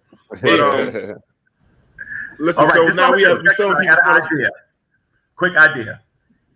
I'm get a picture of Masali's head wrap. Have Derek's wife put it on a cake, and then the photographer gonna shoot it, and that's what we're gonna do. We're gonna cross. And we gotta figure we gotta do Tia's product in it somehow. Tia. Yeah. So with the shea butter, well, I'll be wearing that when I go and orchestrate all this. So that's how we're gonna do it.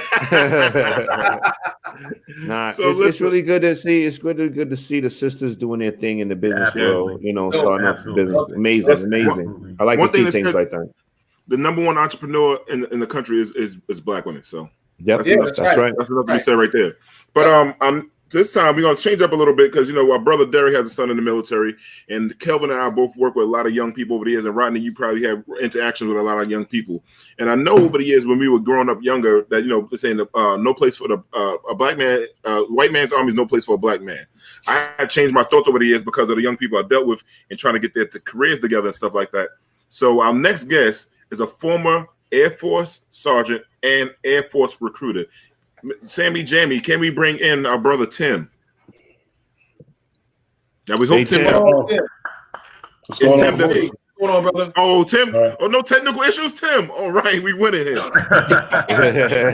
We haven't technical issues earlier. I even took off my glasses because my reflection was showing in the glasses. So there's no write nothing at the bottom. Hey, listen, Tim. We know you're trying to get your sexy back with the no glass look and everything, man. So we understand, brother. Midlife crisis. Now, listen. Me and Tim. I'm not gonna lie. Me and Tim. We grew up in our manhood together. We've known each other since we turned to adulthood. So this is my true brother. I love him to death. So this is my man. He went to the military when we were very young, and he had an outstanding career with that and retired. And you see like how his house looks. So, you know, he got his own money. So the military's been very good to my brother Tim. So, Tim, and when we say he's got his own money, he's got his own money. So Tim, what made you get into the military? First of all, let's start with that. Let's go back. Well, you know, one thing I'll tell you, you know, we went to college together is how we met, and so I remember in processing, and you remember how long the lines were, the HBCUs and stuff like that. And so my mother, I was on the phone with her one day, and she was like, did you talk to the ROTC? Because I'm from Brooklyn. We don't have a bunch of money and stuff like that to go be messing around with school. But so the military was always kind of in the back of my mind. And so, you know, my college years were good, but I kind of needed a change. I lacked discipline in a sense. I started losing discipline. And I had to cut the bleeding on the student loans and stuff like that, man. So I, went to go see a recruiter, man, and that was pretty much it. I called some of my friends. I remember clearly I called you, and it was like this long pregnant pause on the phone.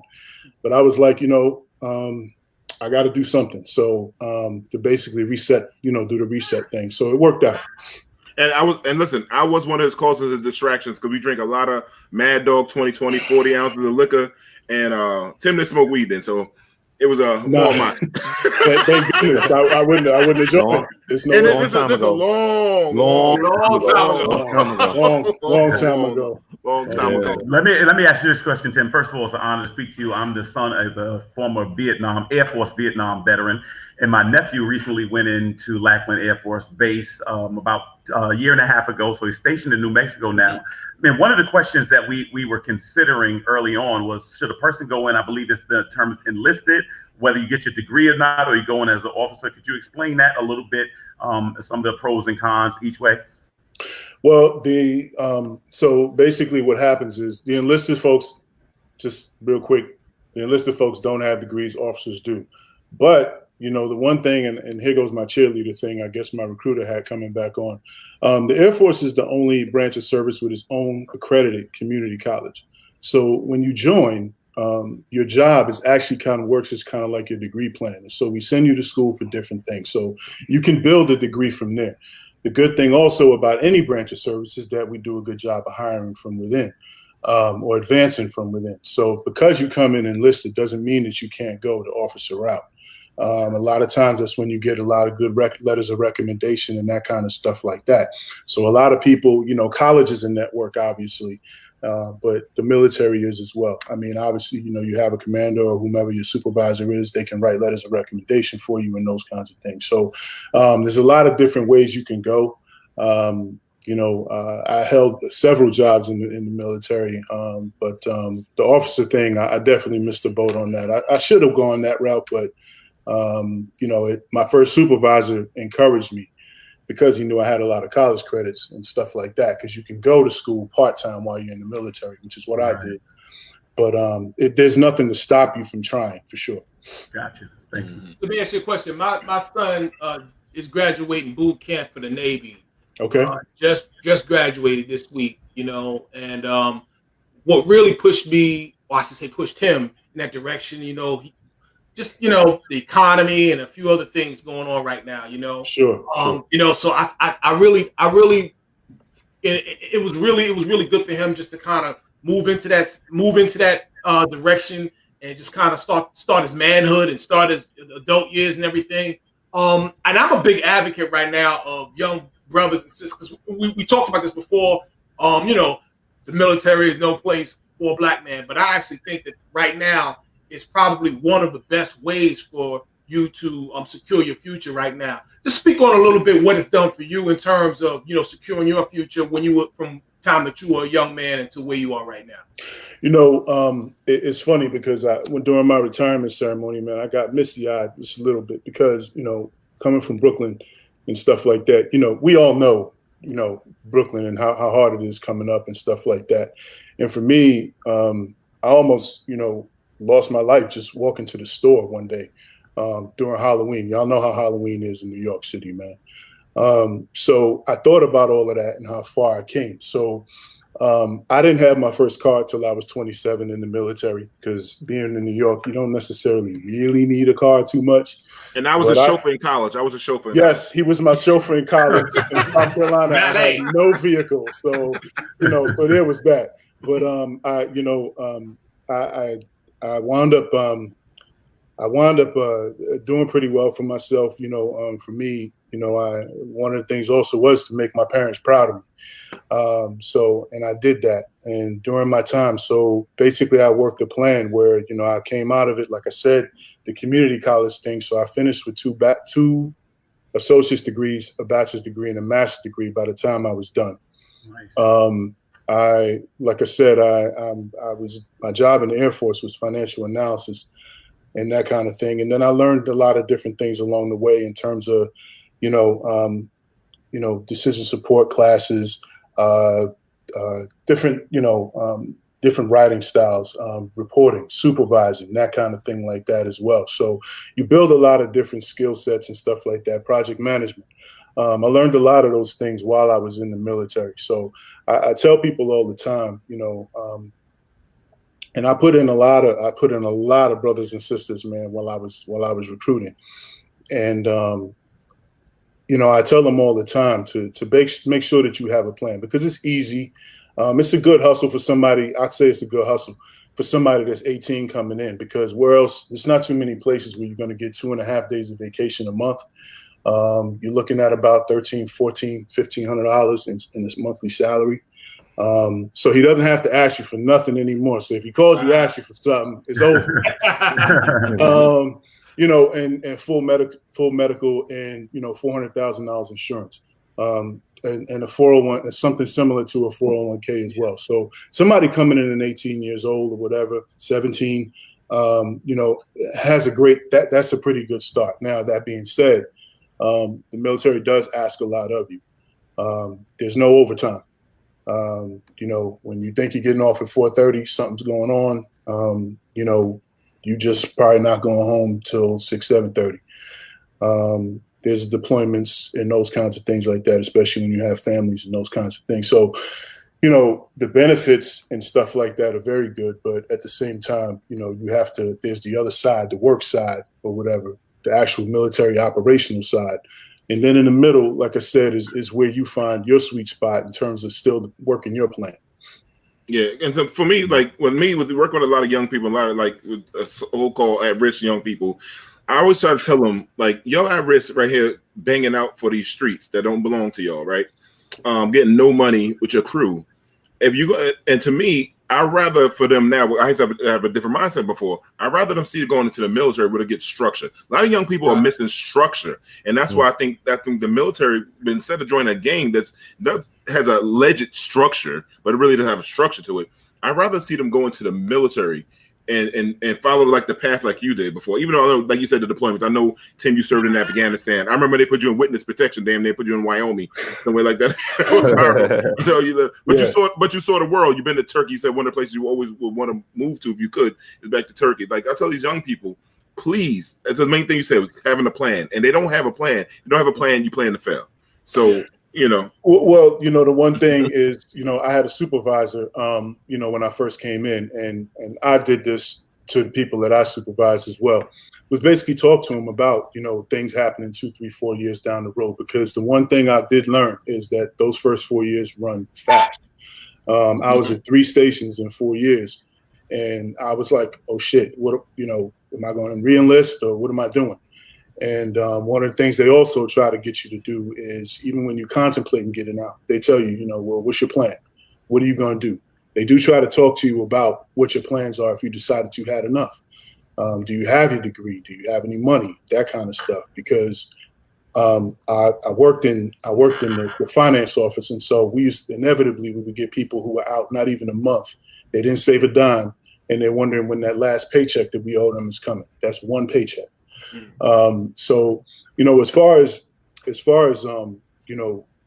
it's a great place to network and that kind of stuff, and learn from other people, learn about structure and things like that. I tell people all the time, the city is always going to be there. The city is not going nowhere. We got the greatest city in the world. I tell anybody that. But it's like when I left. 20 years, I was always in contact with Damon and Sam and everybody else. I think I even met you, Rod, one time. Yeah, so, the point is that, in all that time, I never lost any of my friends. We've always been in contact and those kinds of things. So it's a matter of you going out and growing, and y'all will catch up. You know what I'm saying? Yeah. Tim, I want to ask you this. I noticed when I used to work in the schools, when I was working for the police department, I talked to a lot of the kids about the military. There is a ton of misinformation that they have. Like, they have a lot of misconceptions about the military. I've even heard some young people say, well, once I join, I can't get out. You know what I mean? I've heard that. So then when you're dealing with a youth like that, that's really has no, nothing going on, basically he's getting ready to head into the streets, like, how do you approach him and talk to him about and dispel some of those misconceptions that he has? Well, one of the reasons why I got into recruiting is because Damon was doing, his work with the youth and that kind of thing. And so my thing was, how do I do the same thing and still stay in the military? Yeah. So that was my opportunity to go into the schools and that kind of stuff and clear up misconceptions. Plus the fact that I was, a black man who could relate. I still listen to hip hop and those kinds of things. So I tried to, stay in tune. So a lot of times when the parents came in, especially when they saw me, it was a little bit easier for me to relate to them and that kind of stuff, to clear up a lot of misconceptions. So, and the misconceptions start from basic training. It's things like, nobody can hit you in basic training. The worst thing they can do is, talk about you, no different than what your friends may have talked to you, that kind of thing. And yeah, you can do your 4 years and get out if you decided you had enough. And there's other ways you can get out early. So there's a lot of misconceptions along those lines, that they don't take care of you, or, they treat you how they want to treat you, and those kinds of things. And I didn't run into any of those kinds of situations or anything like that.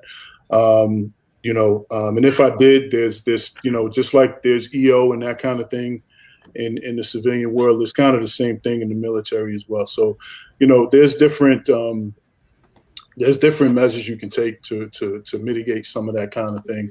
But the misconceptions are far too many. Even a lot of guys used to come in and ask me, are there girls in the military?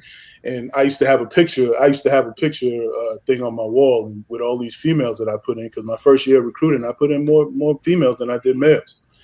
And so, it runs the full gamut, man, of a bunch of things. And did you kill anybody? It's just some of anything. Hey, Tim, we got a question here. We said from Felicia. She said, I would love to know if there any mentors. My 18-year-old needs guidance. I suggest the military, but he is against it. But I think he needs it. A lot of misconceptions. So I don't know, Felicia, if you're located in New York, I can tell you about some of the mentoring programs my organization, Good Shepherd Services, has and stuff like that. And you want to email me, it's Demond, DEMOND, Pearson@gmail.com, and then I can walk you through that if you're in New York. I don't know where you're located, but there's, the recruiters and stuff like that. A lot of people, kind of offset by some of the recruiters because they feel like they're going to get lied to and that kind of thing. But the one thing I tell people, my comeback to that is, if I lie to you, then you're going to go and tell everybody else in the community about me. And I'll never be able to put anybody in, right? So, so it would behoove a recruiter to tell the truth. But before I joined, not only did I talk to recruiters, I talked to people who've been in. So I said all that to say that, I still answer questions and those kinds of things, or kind of, clear up misconceptions and stuff like that from people. So it's something that I still do. And Tim, I call Tim every time a young person, no matter what branch it is, I always contact Tim. So Felicia, if you want to contact me, let me know. And Tim, I could get you and Tim on the phone. Tim has done this 1,001 times for me over my career. So he's a good brother to talk to about it. So and one more thing, I wanted to say is I met, I had the pleasure of meeting one of my mentors when I first joined. We're still friends to this day. He had worked in equal opportunity, and back when I first joined, it was social actions. And when he joined at the time in the 70s, it was called the race office. And, just to show you how far the military has come, when he joined in the 70s, there was not even so much as a Jet magazine on base. You couldn't find a Jet magazine in the stores on base. And so, the different programs and stuff like that, they have Black History Month programs, Latin History Month, the different, ethnicities and stuff like that. They do honor and recognize the different ethnicities. There's right now, there's a big, huge push for women in a lot of leadership roles and stuff like that. Those things are happening. Minorities in leadership roles, those are definitely happening. So those things are definitely there. And like I said, there's no short of mentors and mentorship and that kind of stuff, when you join. So, yeah. Cool. So Tim, I got one more question. What would you recommend to a person that does the 4 years and done, and they decide they're going to come home? Like, what would you recommend to a guy like that? A lot of times I was a 4 and done person. And so 16 years later, I still stayed and retired. So a lot of people do more than 4 years because they realize that it's not as bad as what they thought on day one. But for somebody that does their 4 years and they get out, I would definitely, first of all, I would highly recommend that you line up everything in terms of your education. So, you have your GI Bill. At that point, you will have earned your full GI Bill and that kind of thing. And you can also go to class during that time. At least get your associate's degree, because now you can go to college, on the government with the GI Bill and that kind of thing if you so choose. And then, any injuries and those kinds of things that you sustained, the Veterans Administration will take care of you that way as well. But the main thing, just overall, is just have a plan and don't, make your 4 years worth it. If that's what you know that you want to do, make your 4 years worth it. So whatever skills you can develop during that time, try to make sure that you do that, because we do send you to management school and those kinds of things. We don't just tell you, here, supervise.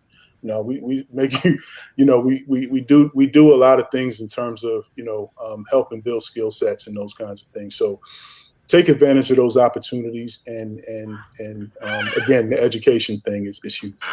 And save money. Sam, last question.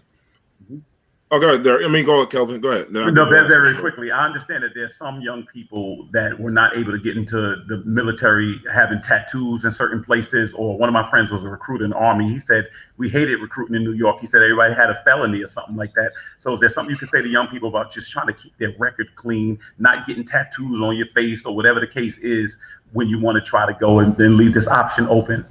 A lot of gang tattoos too.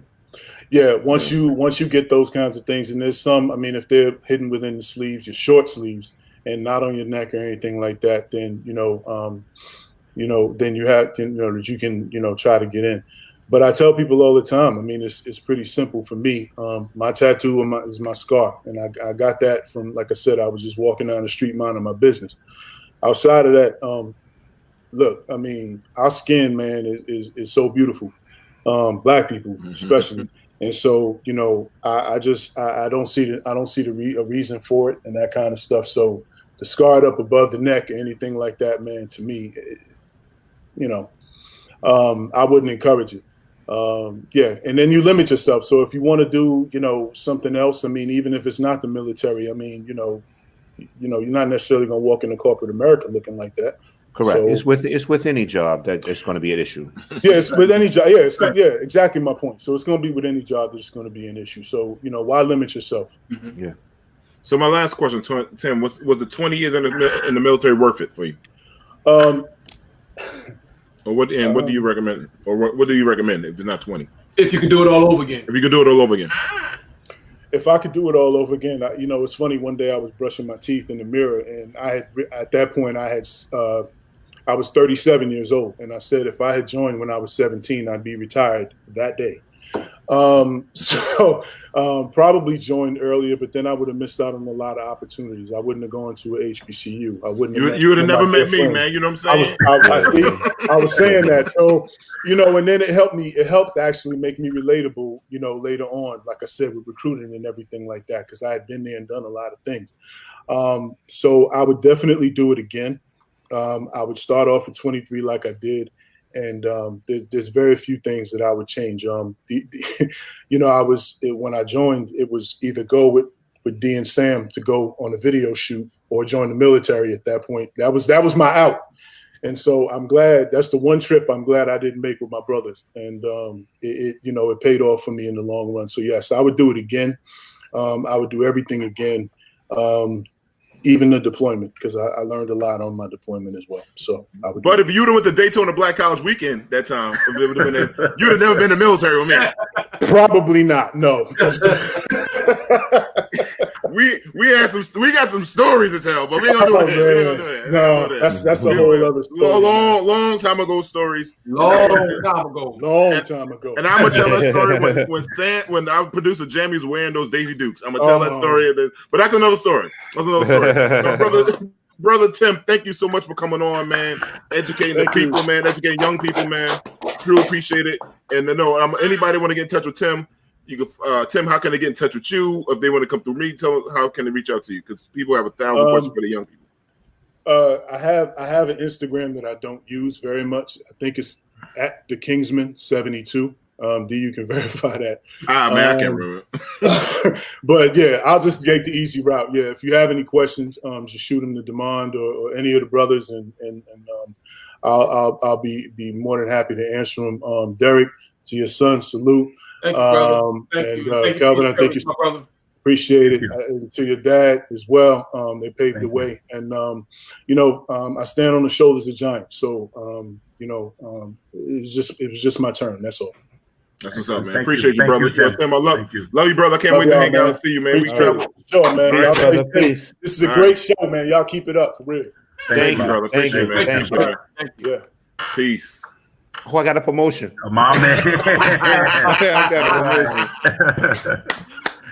Oh man, that was real good, man. I mean, we had a good show tonight, man. I mean, we learned a lot. We learned about products, helping each other out, supporting one another. We saw a whole bunch of beautiful sisters tonight, really showing us what they do, or great stuff. Like we said, we're gonna try to do that every single month, once a month. I forgot. I think producer Jamie said the third Saturday of every month. I'm not sure. I can't remember on that.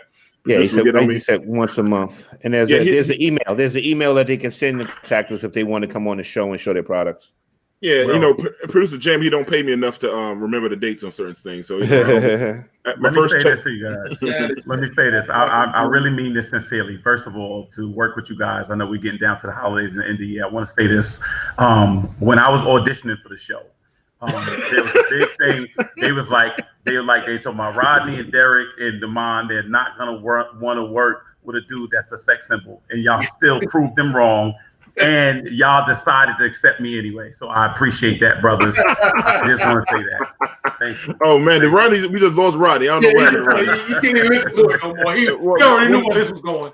Now he must be schooling one of them badass kids he got over there, man. You know what I'm saying? But this was a good show, man. Thanks to brother Tim for educating the man for the young people who got a daughter or a son out there that's trying to figure out the way, and they're like 17, 18, maybe even 20, 24 years old. I think you get in the military to 34, 35, something like that, right? Yeah, 35 was it varies per branch. It varies per branch. Yeah, so some of you some of you fuck boys that can't figure it out, you need to join the military. Bring your ass on. And let me say something, Demond. We gotta really handle this. I just got an alert. Batman is at Rodney's door and he want that smoke. So I don't know. I don't know what happened to Rodney. But brothers, for the rest of the brothers are still on the screen. I love you guys. I'll see you next week. Hey, love y'all, brother, man. Hey, he's come back, man. Now he comes back. Hey, he didn't want you to hear that. Did not tell you. Rod is muted. You muted. Yo, I had to go straighten something out. No, all jokes aside, I keep it because of this new diet. I'm drinking all this water. I had to go to the bathroom. I had to piss. I couldn't take it. We thought Batman came to see you, brother. Nah, yo, I will whip Batman's ass. Yo, brothers, I love y'all, man. Peace, man. See y'all next week, man. All right, take care. Love y'all. Sorry about that, audience.